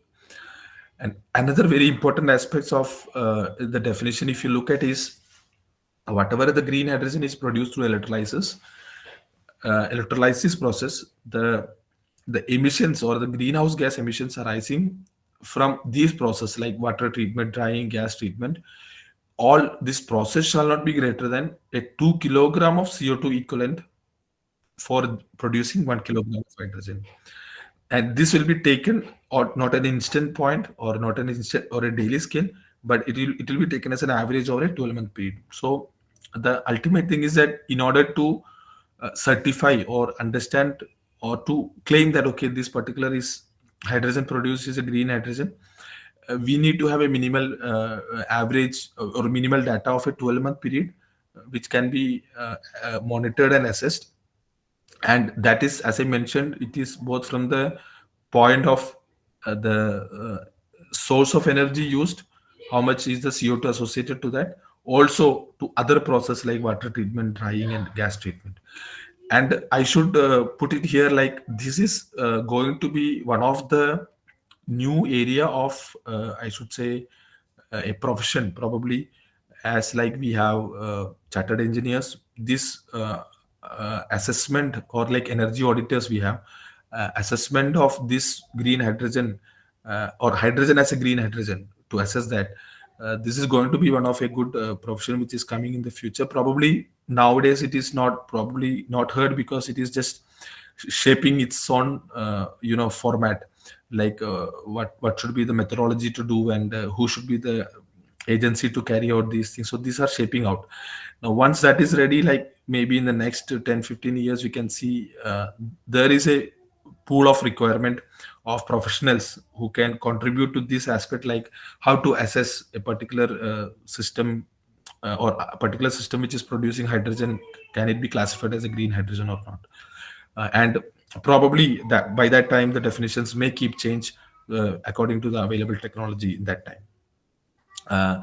Now probably I put this slide for a certain reason, because one of the confusions many people have is like when we talk about photovoltaics or a solar as a technology, generally it is considered as like a CO2 free. But if you look at the life cycle assessment or any aspect of it, you can see it also contribute to certain CO2 equivalents, because many feel that okay, directly we can say so electricity from a solar is carbon neutral, and why should you need an assessment. But yes, there is some associated carbon also, and it comes with some generally basically on the manufacturing side, on the upstream process, on the operational side, or on the maintenance or the decommissioning side, it is very low. But still, if you look at the number, it is just 40 grams of CO2 equivalent for generating 1 unit of electricity.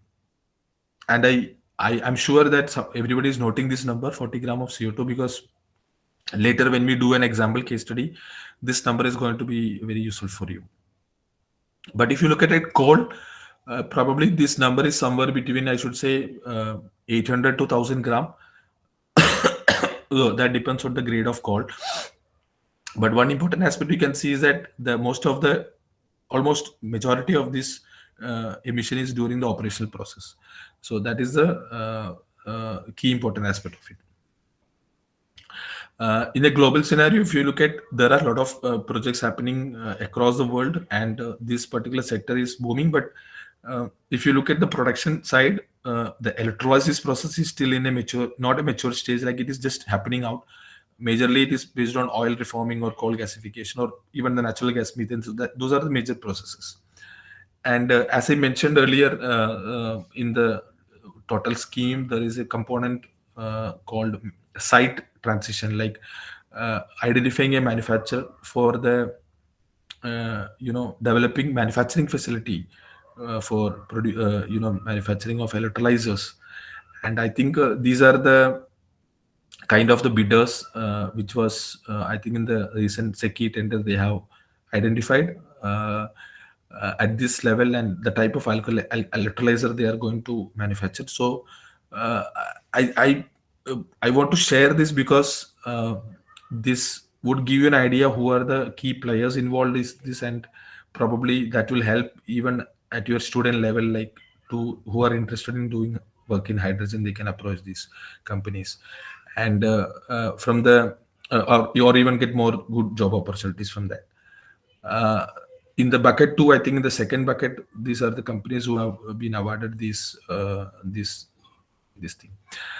In this, so in the strategic intervention, there is a production based also. As I told, one is on the electrolyzer manufacturing aspect. Second is on the hydrogen production aspect.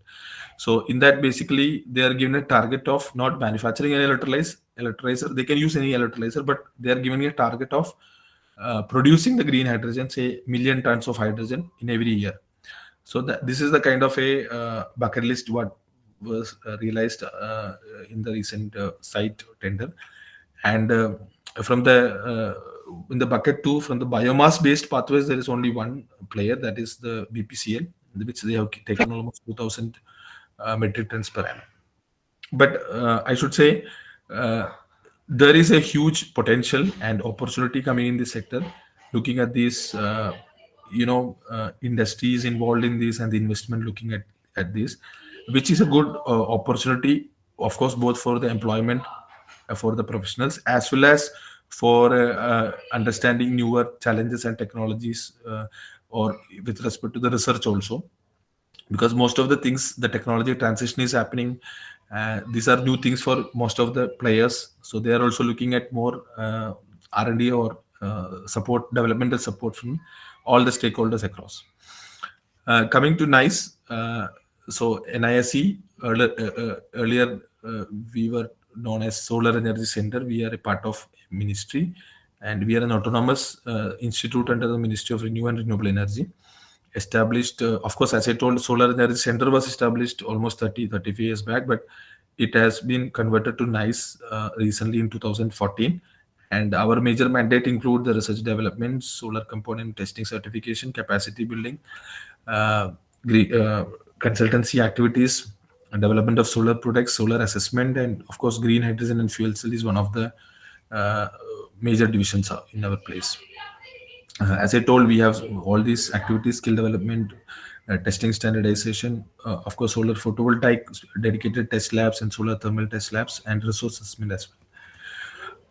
In the perspective of NHM, we are also one of the key players because NICE has been awarded the National Center for Hydrogen Safety. So we are in the initial phase of establishing that, and probably that center will be. I'll give more details in the coming slides. And we are also a scheme implementing agency for establishment of hydrogen testing center. So I think recently a tender has been concluded. It is in the process of evaluations. Like we have invited agencies to establish the test facility. As I told, any technology when we are moving into market, we need good test facility, good quality control. So we are the implementing agency of that, and primarily one of the reason why we are in this space is like I should say in NICE we have a green hydrogen production, storage and dispensing station, which I think one of the first in India because it was established in 2016, 17 that time under an R&D project. Probably we also didn't know by this time green hydrogen is going to be a very big transition or giving a good landscape in this sector. But we have this facility, one of its primer kind, and we also have some trainings and workshops which is happening with respect to hydrogen. So under the hydrogen safety national center, the major impact which would create would be like development of safety standards, protocols, and promoting the best practices in the sector. Because one of the, of course, always asked thing about hydrogen is about the hydrogen safety. So creating awareness is very important. Understanding the problems in the sector and creating for innovations, and research and development, promoting that also is very important. We also give our inputs to ministry for the developing the policies and developing infrastructure facilities. And one of the most important aspect is the acceptance of this hydrogen, because I think in the last week the hydrogen team was also discussing, because we are now doing some production test in the hydrogen. So we were thinking like, why can't we have a bus running from a certain location A to B? But then we were asking like, who will board the bus if you say it is hydrogen bus? So people always have an apprehension. Okay, is it a hydrogen bus? Okay, should we board it? So this is something which is always there in the mind. So one of the thing is that we should have this acceptance and use demonstration should happen. And I should say like after establishing this facility, okay, I'll come to that point in the next slide because I have a detail on that. Under the scheme implementing the agency part, like as I mentioned, we are invited a lot of agencies to set up the testing facility. That evaluation is in the process, is going on. The whole idea is for the development of standards, promote the startups, and creating quality control into this whatever the requirements, the testing requirements in this sector. As I told, we have a green hydrogen facility. We have a demonstration of that, and capacity building and knowledge sharing is happening daily. We have hydrogen. We had a hydrogen vehicle also, which we had a refueling at that time. Currently, we don't have it because that was a part of this R&D project, and we got this vehicle from Mahindra. Also, we carry out consulting activities for various departments who are interested in setting up of hydrogen facilities or dispensing stations or making drafting of policy in this aspect. So as I told, this is the facility. What you see, this is the one in our campus, which is completely based on a green hydrogen because it is from solar, and it was established under an MNRE funded project. Uh, Earlier, it was like 5 nm cube per hour, but recently we had a new electrolyzer with like another 10 nm cube per hour. So approximately we have almost like 1.3 kilogram per hour production. So this is a very critical number. A 5 nm cube per hour can produce approximately 0.4 to zero point 0.5 kilogram per hour. So that is one of the thumb rules. You can write it down. Probably this will be of your help. And we have a storage option also, which we storage at 500 bar. We can store 60 gram of hydrogen. But when we dispense it to a vehicle, we are having a H35 dispenser where 350 bar it can be dispensed.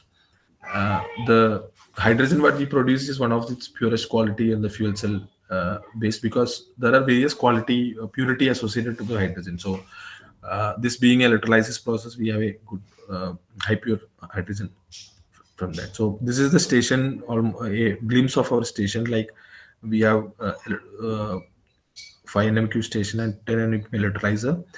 And if you look at the array, what we have 120 kilowatt solar module. From that we have generating electricity. We are storing it also, and we have a buffer storage. And the electrolyzer, as we generate hydrogen, some portion is in the storage, buffer storage, and after compressing it to pressure, and we are storing it in a high pressure storage of 60 kilogram, and then we are dispensing as and when we required to a vehicle. And we have run and tested this vehicle almost like 3 years within the campus, because still we didn't have the permission to take it outside the campus. So we had our own awareness and creation and testing, all thing we had done within the campus.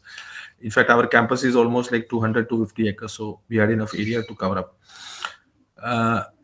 As I mentioned, this was a complete green hydrogen facility, and 5 nm cube per hour was almost producing around 0.4 to 0.5 kilogram per hour hydrogen. And if you look at the requirement of electricity for producing hydrogen, it is somewhere near to I should say 50 to 55 units kilowatt hour of electricity to produce 1 kilogram of hydrogen. So that is a kind of energy demand we had to produce this. So why hydrogen? I think by this time you might have had this idea why we should go for hydrogen, and because of its mass and the volume. I think I'm not going into that. But if you look at the global hydrogen use, we are to almost like 95 million metric tons per annum. And if you look at the sector of usage, like mostly it is for oil refineries or ammonia production or methanol production. The transport sector and other sectors are at like very minimal point, but we are envisaging like in another 10-15 years or after that, this sector is going to boom up. And also the cost hopefully is expected to come down. I hope there has been various deliberating sessions for you on the production methods, but I'm not going into that. But one of the production method what we have been adopting is on the electrolyzer. And as I mentioned, it took almost 55 units of electricity to produce 1 kilogram of hydrogen from this alkaline electrolyzer what we had in our campus. In India, the production, if you look at, we have almost, as I mentioned, oil refinery is one of the largest producer of this green hydrogen, and we have around 23 operational refineries across India, and they have their on-site hydrogen unit for hydrogen production, and this total approximate estimated from these 23 petrol refineries are almost 2.8 million uh, uh, metric tons per annum. Now, if you look at the second industry contribute, this is the fertilizer industry, and they also have the second in terms of consumption of the fertilizer in the world. India is one of the top. I mean, I think it's second terms in terms of consumption, and mostly there are like ammonia-based fertilizer production units located, and the production capacity is of around 19.1 million metric tons per annum. Uh, so these are various estimates like with respect to the demand and the production in India. Third industry is the alkali industry, which is also so the whole idea of saying this is that we have an industry which is already there is a production as well as the demand for hydrogen also. So the only requirement is now is to aggregate the demand and supply and to channelize this route, uh, keeping the focus of the green hydrogen aspect. And the demand, as you look at in India, by 2030 we are expecting a demand of almost 10 TPA. That is the expected demand. But out of this, we can see mostly the demand comes from the refineries and the fertilizer sector. But if you look at the mobility sector, it is probably we are looking the demand would be starting just significant, not very significantly showing even by 29 to 30, because that again depends on various technologies in the market and the cost aspects. But yes, that is a future technology which will come up, and we need to at some point start and looking ahead of it or prepare for it. Now, I think I would like to discuss a case example, probably from one of our exercises. I hope to do along with you. So it is proposed that if you are planning to run a hydrogen bus from Delhi to Chandigarh, probably approximately I'm taking around 300 kilometers. What would be the required, and if and we are envisaging that this hydrogen will be a green hydrogen which is produced from a electrolyzer method and using solar PV. So what is the required solar PV and electrolyzer capacity? So that is the question, and the note given is that mileage of this bus is like 10 to 15 kilometer, because bus mileage is comparatively at this side. But if you look at a car or something, it is on a very higher side, around 250 to 300 kilometer per kg of hydrogen. So let's look at number by number. If you look at, say, the total required hydrogen to run 300 kilometer one side, okay, and if we are coming back also return, so I'm going one step ahead, on a given day going up and down the journey, so that is we are around 600 kilometers. So considering the mileage, what would be the approximate kilogram of hydrogen required? I hope you can calculate it, and you can let me know.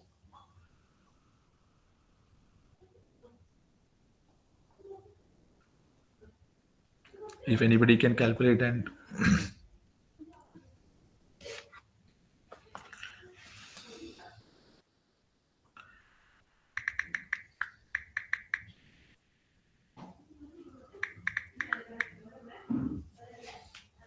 hello, am I audible, sir? Yes, yes, Nikil, you are audible much. Yeah. So the question is very clear. Like you have to go up and down 300 kilometers.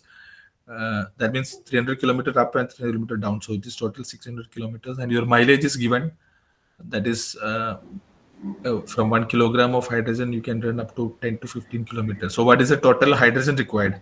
No, that 40 is kg, sir. 40 kg. Approximately 40 kg per day. That means from Delhi to Chandigarh, if you want to go, you need 20 kilogram. If you want to come back, it's another 20 kilogram, approximately. If you take, I think, 15 as the figure, right? So, as I indicated earlier, like hydrogen which is produced from a 5 nm per hour electrolyzer is somewhere around zero point 0.4 kilogram per hour. If you remember my earlier slide, I mentioned that. So one important aspect is that how many hours this electrolyzer is in operation.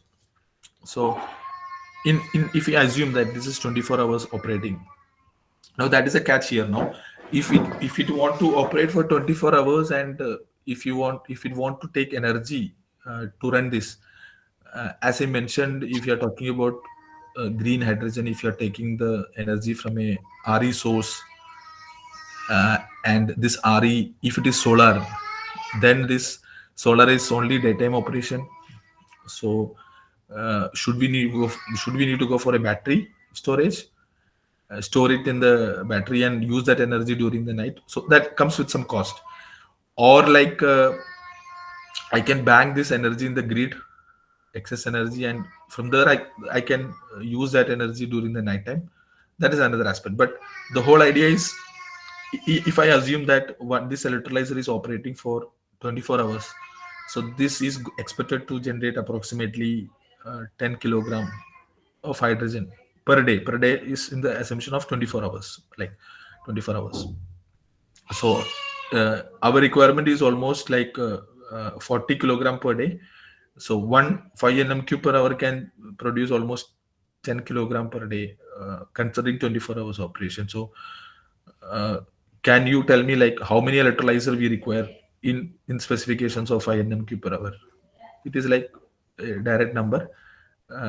We need approximately 4 electrolyzer, which is almost like 20 nm per hour is the capacity we require approximately. But all this is, again, as I mentioned, when we assume it is operating for 24 hours of operation, right? Now the interesting aspect now we will calculate is, so one part of the question is cleared now, electrolyzer capacity. The second part is the solar capacity what we require. So I think by this time many people know that solar is not a very new technology. Like it's almost in the market, and people know that uh, approximately 1 kilowatt. When we talk about 1 kilowatt of solar installed on a rooftop, it can generate around on an average 4 units per day. Anywhere in India, some places it is much higher, for even 5 also, 5 to 5.56, but some places even lower. But if I take an average of 4 units per day, and I hope you remember the number which I shared with you earlier. What is the energy in electricity kilowatt hour required to produce 1 kilogram of hydrogen? Anyone, do you remember that? Uh, what is the electricity required to produce 1 kilogram of hydrogen? 50 to 55 Yeah, 50 to kilowatt. 55. So that means if I need almost 50 kilowatt hour to produce 1 kilogram of hydrogen, and my requirement is around 40 kilogram per day, right?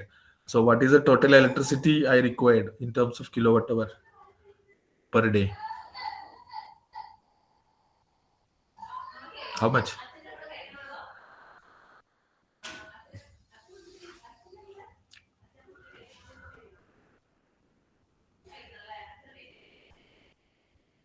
What is the total electricity I required to produce 40 kilogram of hydrogen? If 1 kilogram of hydrogen is 50 kilowatt hour. It's almost 2000 kilowatt hour, right? Almost 2000 kilowatt hour of electricity I require in a day. And as I mentioned, like 1 kilowatt of solar, it is somewhere around 4 units it can produce. So what will be the total solar capacity I required to generate 2000 kilowatt hour of electricity? Anyone? Assuming like 4 units, 1 kilowatt can generate.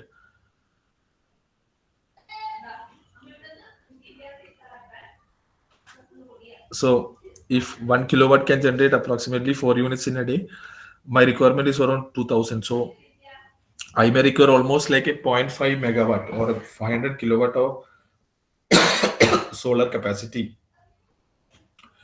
to produce almost 40 kilogram of hydrogen per day, assuming that this electrolyzer is operating for 24 hours continuously, right?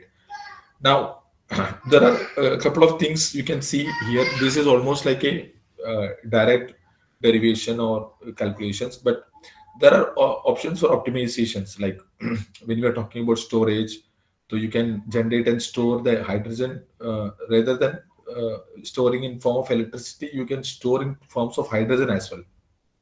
So there are options for optimization you can do, optimize it, and you can even reduce these or find a much optimal value for this capacity. Maybe the 20 can even little bit come down based on the optimization. Even 500 kilowatt can also come down, but that again comes with a lot of parametric analysis. And there are softwares available. I think recently I have seen the Homer is one of the software which is having this uh, green hydrogen as one of the option in the simulation. Sorry. And uh, one another aspect is that the point number 4, when you see that I require 550 units of electricity to produce 1 kilogram of hydrogen, I want to discuss two things here. Point number 1 is, can these 50 units be reduced? Because this 50 units is the energy for all the items. Like we have a compressor, we have dispenser, we have electrolyzer energy requirement. So everything is combined to come to 50 units per kilogram.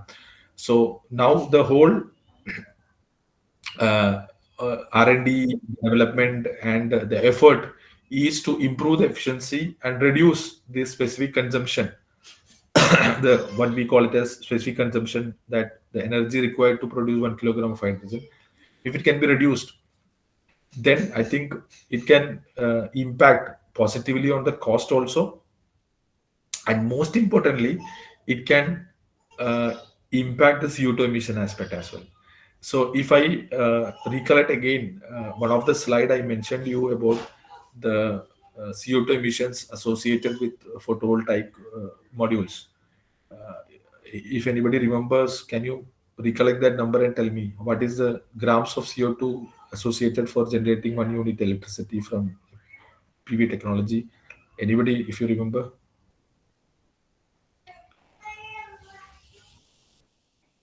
I discussed about upstream process and downstream process.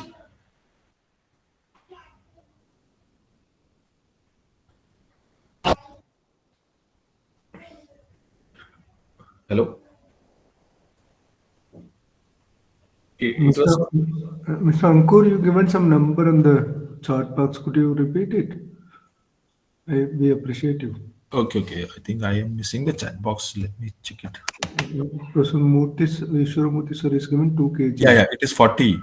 So 40 grams, basically 40 grams is that for 1 unit we discussed. So when we talk about 50 units, as somebody mentioned, it's almost 2 kilograms it is coming. So this is actually on the border scale now. Now you can see that 2 kilogram is what we defined as a green hydrogen. So the whole of the developments and the research, of course, the whole idea is to reduce the specific energy consumption. As I mentioned, when we can reduce this, it can directly impact the cost reduction also, and it can also impact the carbon emission reduction also. So these are the two different advantages it can gather. Of course, many, because that is a competition point now you are looking at in many of the industrial scale also. Uh, so the efficiency of the system is very important, because after a duration, as I mentioned, you need to categorize it as whether it is a green hydrogen or a gray hydrogen, or the how we can make it, like how we can improve the system parameters to make it a green hydrogen. So at that point, probably these numbers will be very important. And the cost of electricity which is now happening in the solar sector. As I mentioned in one of my slide earlier, it is, if you look at a very larger solar park, like 100 megawatt and 200 megawatt, the cost is somewhere between 2 rupee 40 paise to 2 rupee 50 paise, like that. So even if you can source the energy from that larger park, uh, even if I use that number as an assumed tariff, you can see still 1 kilogram of hydrogen only for the energy part. You can see it will go up to say 100 rupees, uh, more than 100 rupees. So that is actually, as I mentioned earlier, any technology can uh, eventually sustain only with the financial viability or commercial viability associated to it. So otherwise, technology innovations and technology enhancement will remain as technology enhancement. Probably adoption will only happen when we have a good commercial viability attached to it, and then only the industry will adopt and the people will adopt. So there is a lot of opportunity in this sector, and both from the perspective of job as well as startup, as well as the developmental research from all perspectives.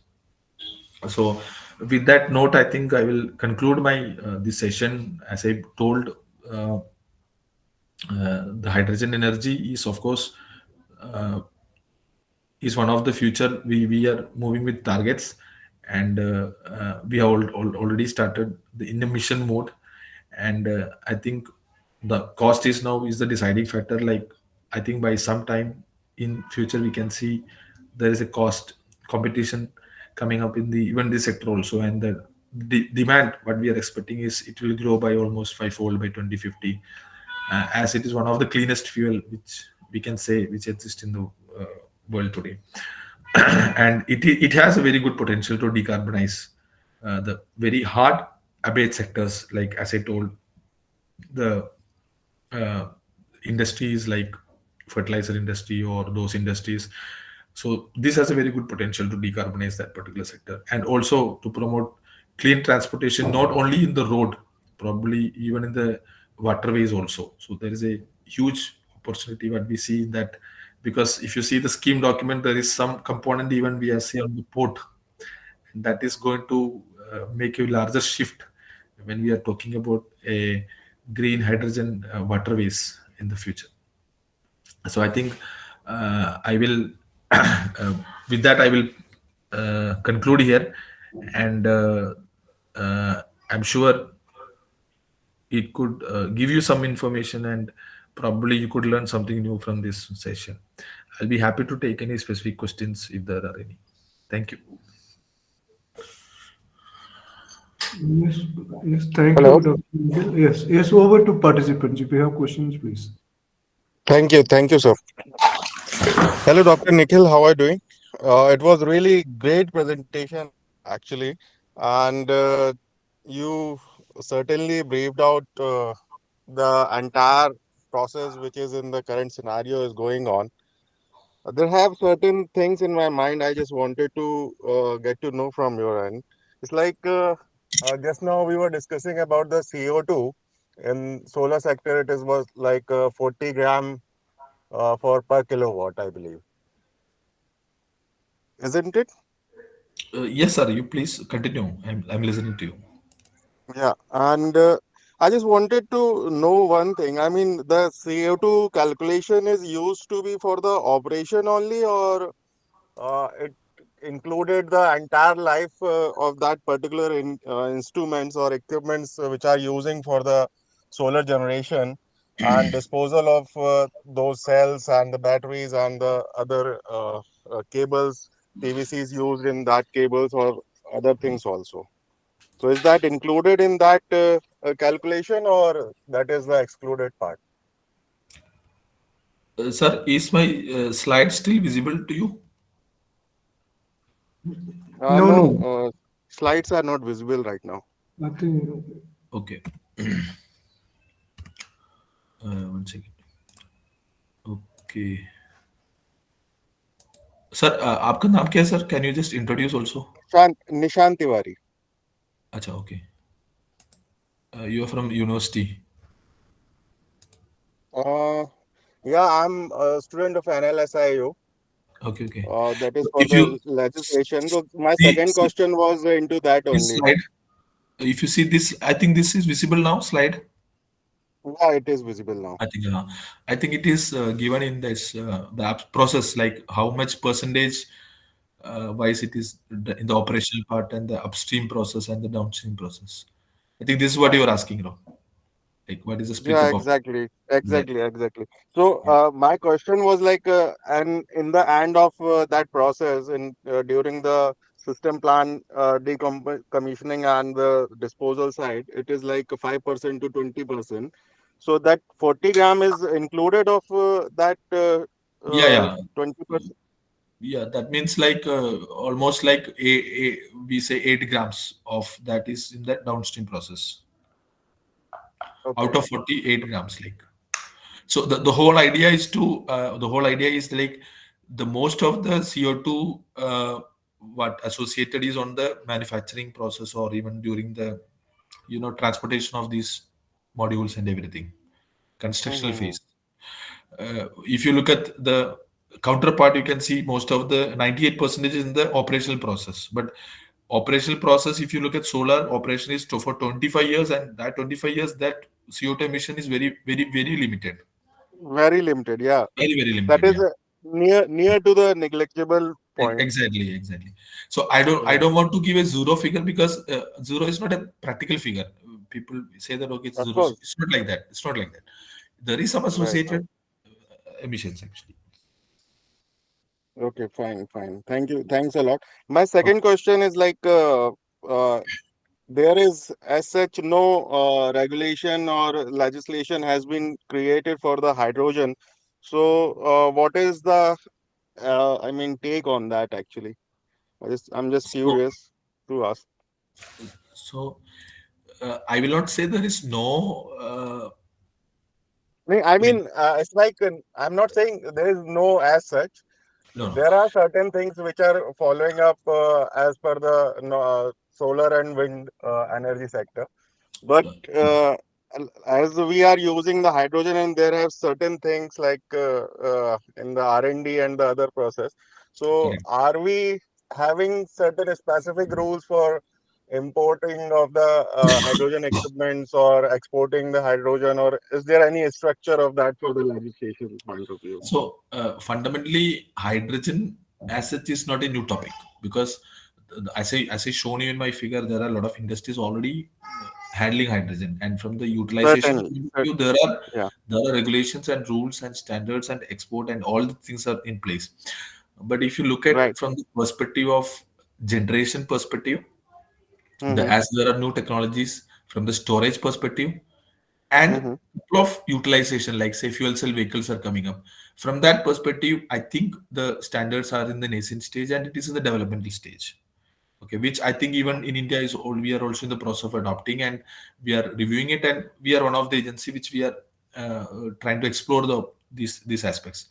So but the standards from the perspective of this aspect is little limited, but otherwise as I mentioned, hydrogen many industries are already using it in its various Yeah, of forms course. or I mean, there various. there are certain rules.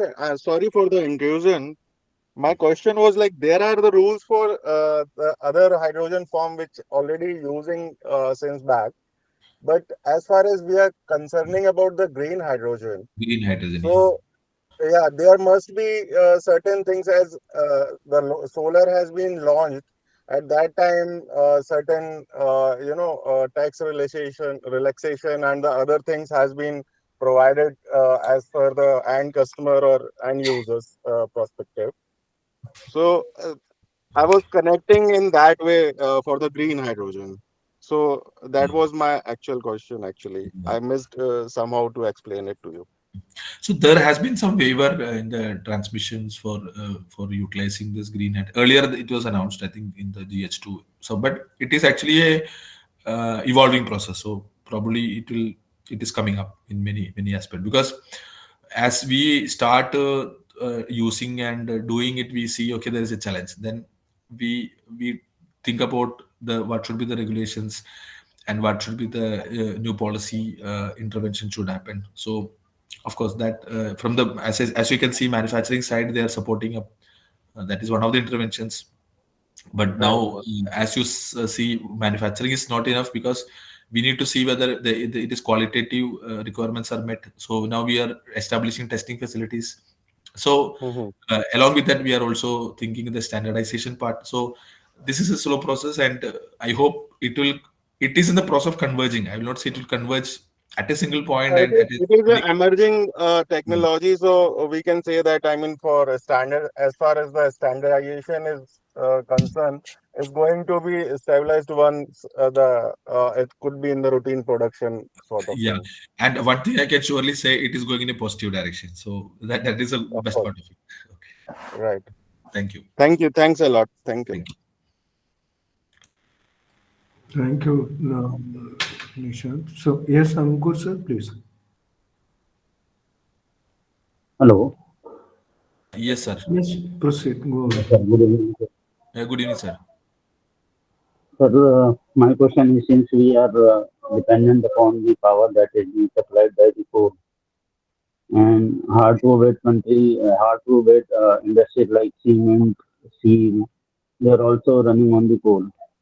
So, are we able to scale this hydrogen production facility to such an extent that we can reduce the emissions by 2030 so as to limit the temperature around 1.5 degree Celsius?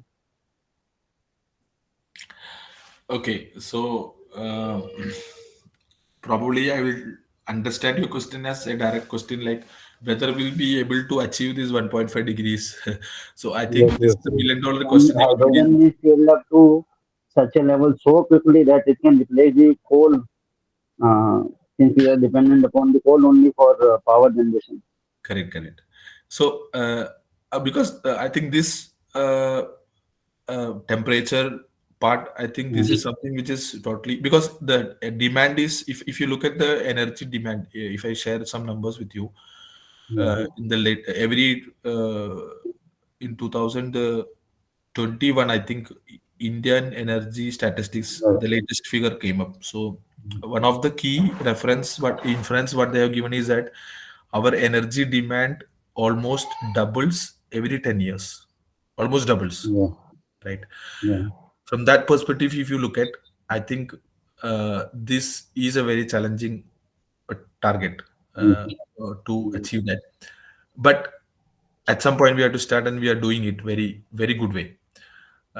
Now, whether we will be able to curb that 1.5 degree, of course, it's a million. Everybody is asking this million dollar question. I think not only you and me and everybody is asking this. yeah, But yeah, yeah, second point thing which you raised out, which I think is a very valid point, which many people have not thought about it, is mm, whether can we completely replace this coal and other part or yes, curb. yes, yes, yes, sir. We, Especially we hard to wet industry like steel or cement, which require tremendous amount of heat for their processes. Correct. So I think my straightaway answer would be like it is difficult because see, we were earlier having some discussion with some of the public sector companies. They were asking like in Mm, 2047 scenario, what will be the yeah, status of coal thermal power plants? yeah, Whether there yeah, will be, yes, yeah, there will be existing, because only thing we can see the shift of this source of energy maybe as a base mm, from a baseline energy, maybe as some in a different peak or something, because we cannot completely turn around and say we cannot say no to those, because this will may still exist, but it may be at a lower scale, or maybe on a more converted. I think recently there was some biomass integrated uh, mm, some schemes were also coming up.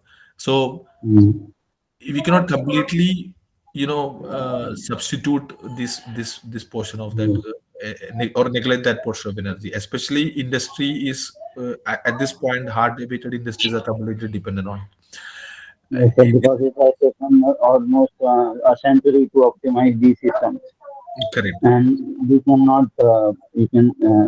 say all of a sudden we can replace it by hydrogen or any other fuel. It is not possible Mm. in such a short span of time. No, no. Yes. But in that context, I would also add hydrogen Mm, could be one of the good, I will not say replacement, but an augmentation or a substitute to this green hydrogen or the carbon emission solution to this hard abated industries. That's what I put in my last slide. This sector, if you want to do a carbon neutral, I think hydrogen is one of the solution. Only that the cost should be very supportive. That is only concern. So, according to you, how much time will it take in India to replace or to offset the carbon emission? I think our targets have are clear. Like by 2070, we should be net zero. From net zero, I think it's from the emission perspective also. So I think it is a time taking process, but it will happen. We are moving in a positive direction. Yes, That is. yes, yes. Thank you. Thank you. Thank you, sir. Thank you. I think I can see one more hand raised. Tirupati. Yeah, good evening, sir. Yeah. Yeah, good evening, sir. Yeah, my question is related to energy banking. Okay. Yeah, maybe if most of the states are allowing the monthly settlement of energy banking, maybe the surplus energy, whatever we are getting from the RE plant, that Okay. we can store it in energy banking. So that unutilized banking charges, can you able to any approximate price for that? So this actually is a very good question, very relevant. Uh, Now there are two aspects to it. One is that when you bank energy, I don't know, you are referring to a domestic sector, like in your household. Okay, that is one aspect. There are banking energy in a larger scale. Okay, but I'll start with the household part. The whole idea of allowing this banking is that to because storage is costlier. One aspect. Second thing is that when you put a solar and you generate electricity or produce electricity, you are transitioning yourself from a consumer to a prosumer. That means you are a consumer who produces your own energy requirement. That line is very important. You are a consumer who produces your own energy requirement. So ideally, you are not. You means like the consumer is not supposed to generate not over and above what you required, right? So that is why the grid regulations are very clear that they can help you augment it. Okay, and they can settle out in the end of the financial year or so, that too at a certain limit, because the whole idea is to make you a prosumer, not a producer. That is the underlying point here. Yes, yes. But coming specifically to your question, how much in case if there is some amount, or if you want to convert that into money, there are these are regulations specifically state wise.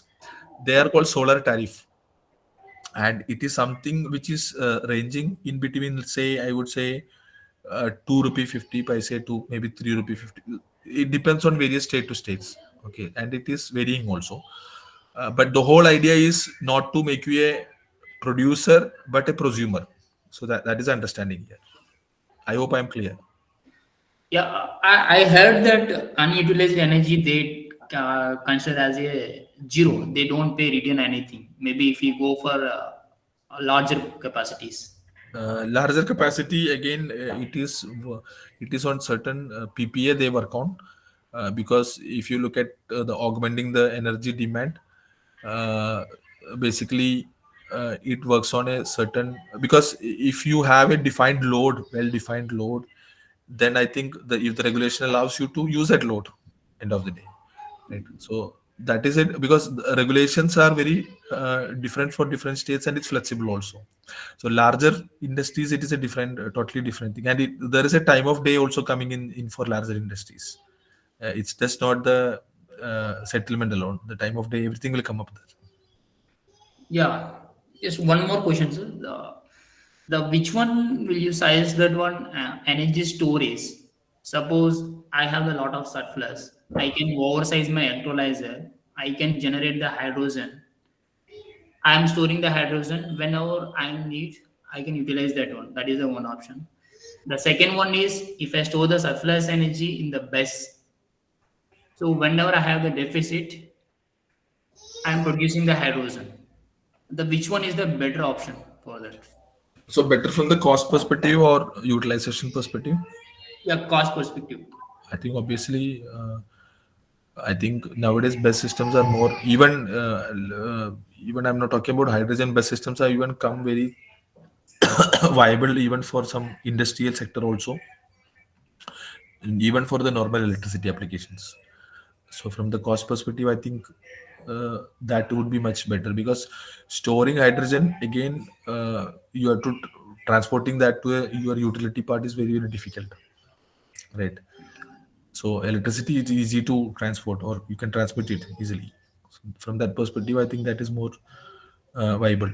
But say for example, if you are have a specific uh, stationary application, you have a point where you want to refill some fuel to a certain vehicle which is consistent, and every time vehicle is coming there, so then that from that perspective, I think storing it in a storage tank is much viable. But otherwise, in major scenarios, I think storing in battery would be much ideal. Okay, just one more last question, sir. So if it is a monthly energy banking, let us say I have a lot of surplus up to January 1st to January 31st. Okay.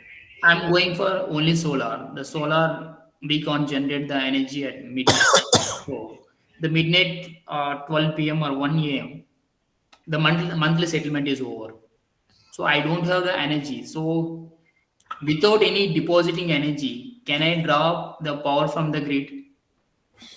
No, see, no, nobody is stopping you from, because grid power, they are not stopping like anything. See, the only thing is that in case, say, for example, you are generating less energy in a month, but you then what happens is that you are drawing the excess energy from the grid and you are paying to the grid. Grid will not stop any energy there. The No, only thing is I that heard about without feeding to the grid, we can't draw the power from the grid. no, no, not like that, not like that. I think it's a net metering system. There is an import and export, and your bill is calculated on net energy. That means how much is imported and how much is exported. So if you have excess energy exported, you are in the credit. If you are excess energy in the import, you are in the debit. That means you have to pay to the discom. That is only thing. Nobody is stopping you from taking electricity. Only the you have to settle the bill, either giving or taking up. Only thing is that, as I mentioned, they will not pay you anything every month. They will adjust, or they will uh, carry forward it into the next month, generally as per the regulations. Because why I'm asking, suppose if we see the Maharashtra energy regulation policy at the peak hours, like 6 p.m. to 10 p.m., so we can't draw the power from the grid actually.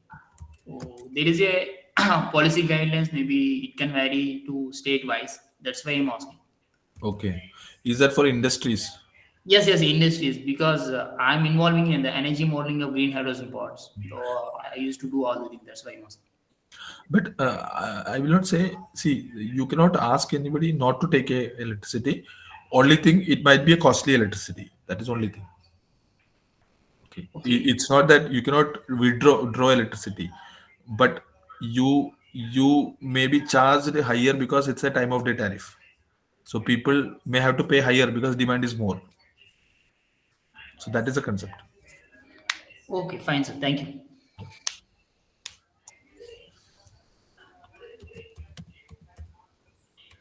Hello.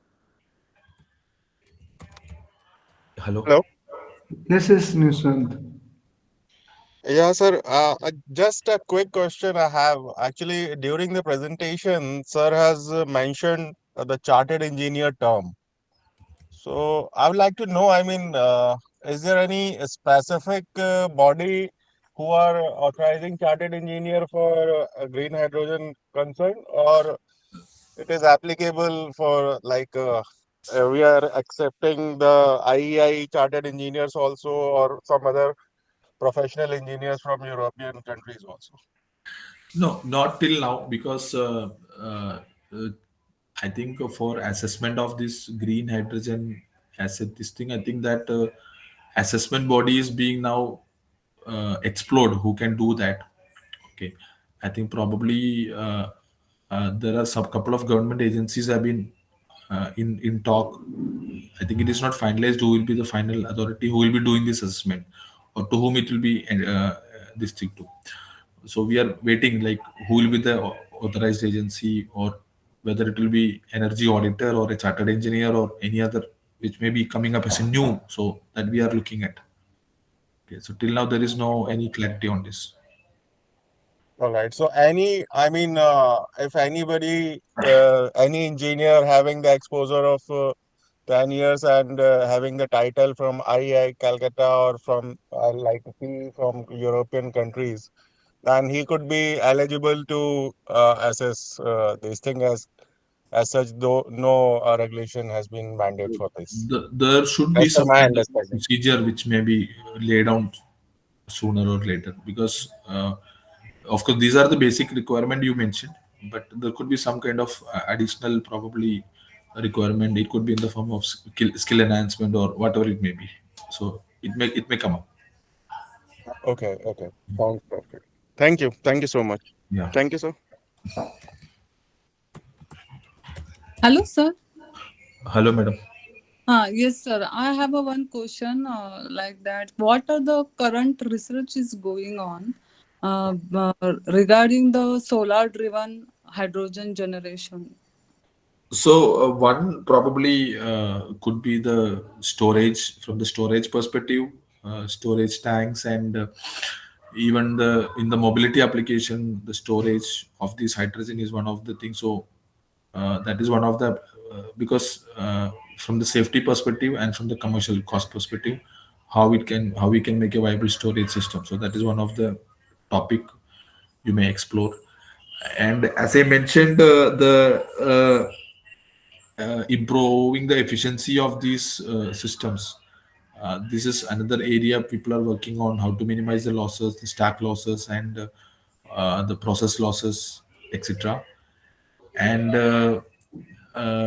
then, of course, from the utilization perspective, I think it is more of a known area, but still, these newer applications when it plug in. So, for example, the fuel cell electric vehicle, or how the dispensing would happen from the dispensing perspective, what could be the challenges, how to model it, or from what could be the ideal parameters for the dispensing.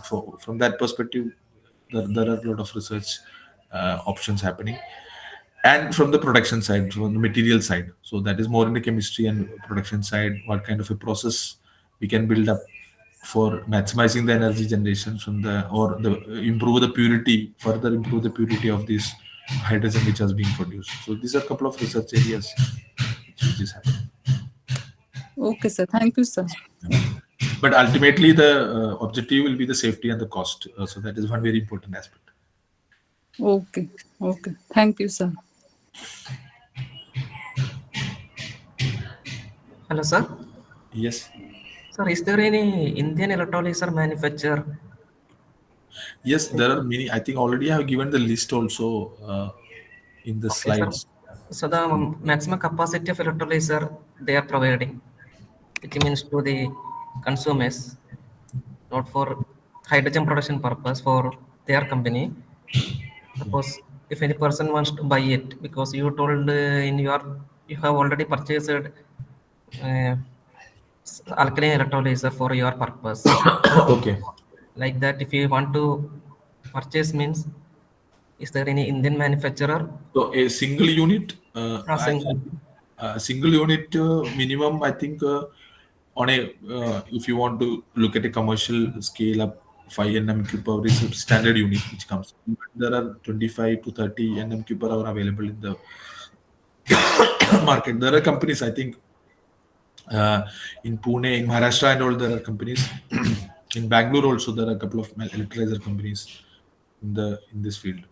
What will be the cost of that electrolyzer? Electrolyzer cost, probably I have to recheck it. I really don't know the cost aspect about it. Okay. Check it. So for your total project, how much cost it comes, sir, for green hydrogen production, storage, Basically, and dispensing? the whole idea is ours is not a commercial project. So that is the key point here. So as I told, we have started this activity in 2015-16, that time, because that started as an R&D project. So the cost from that perspective is not very inherently significant here. right? But nowadays the cost has changed. Okay. The Okay. production cost has changed, but probably you need to get estimates from these companies. That is what I would advise you. I'm not the right person to give a cost because that they can give the right value to you, estimates. Okay. Okay, sir. Thank you, sir.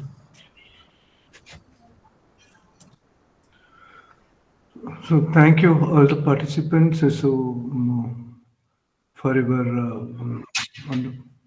Mr. Rangarao. So you have question, please.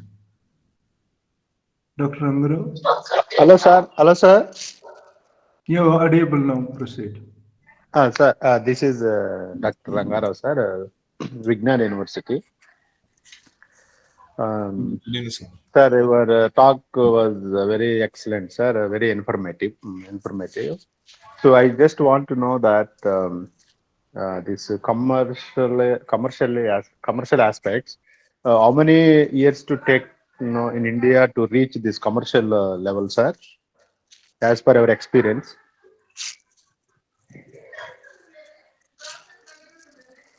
Sir, to be frank, I'm not a predictor for this, but as I told, we are moving in a positive direction.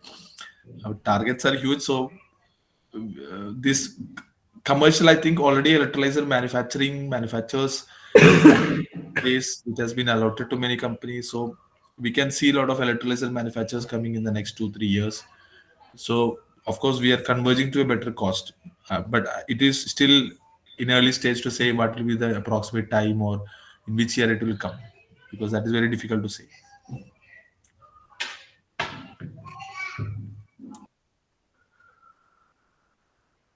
Okay. So now it is my time. So already the speaker is having so much cold and down, but he accepted our invitation and delivered his talk on his as per his schedule.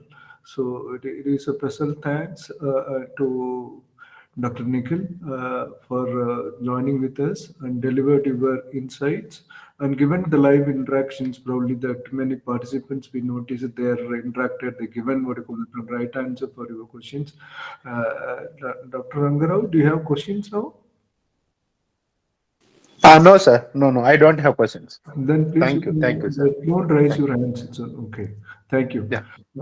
So on behalf of my university, I put my sincere thanks to Kuldatan, our Dr. Nikil, for joining us and deliver your talk. Thank you, sir. Thank you. So we Thank are you, sir. Thank you. Thanks a lot, and all the best to all of you for all your research activities and all your academic activities and in hydrogen related activities. I hope this program will benefit you all in its best way. Thank Yes. you. Have a good night. Thank you, Nikil. So we are now closing our session 9. Sorry, yes, session 8 on the fourth day.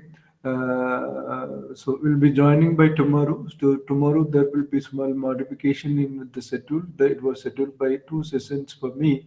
So the speakers who told 13th sessions he will be taking tomorrow the first session at Dr. Shivareddy. Then after that my sessions. Then the Saturday whatever the session supposed to take Shivareddy I am going to handle. Though I already shared that Anushka Vijayavardhane madam is could not able to join because of her viral infection and health issues. So we got a replacement with the approval of AICTE. Then one professor Hussain is a professor in future fuels or future energy studies in Robert University in UK. He'll be joining. So that will be this next 2 days update. And feedback about these sessions we are going to share another 5 to 10 minutes. So by email it will reach to all. Please, you can give your feedback about today's sessions. Regarding the reflective journals, so we will give what you call it and detailed one page what the format you're supposed to read it out and what are the information you collected for this entire next 2 days also, so that you can submit on Saturday. So that will be Saturday in Sunday also you can take and you can submit it. So as per the AICTE adult requirement. So we are also having so much academic load. We like to upload all your attendance in the adult portal. So please, you can pair with us. You can check tomorrow. Uh, the PPT will be shared at the end, sir. So don't what do you call it, and ask the recorded video. Since we have this adult FTP account, it's limited Google Drive storage. So it's very big problem. We like to convert in a zip file and we will share it at the end of the day. So please, you can pair with us. So I like to have your good cooperation for this program. It's happened today, so happening since from beginning. So I am expecting another what do you call it, cooperation next remaining days. No, we are closing it now. So I thank all of you. Have good night. So network sender, please you can switch. Sorry, stop the camera recording. Network sender.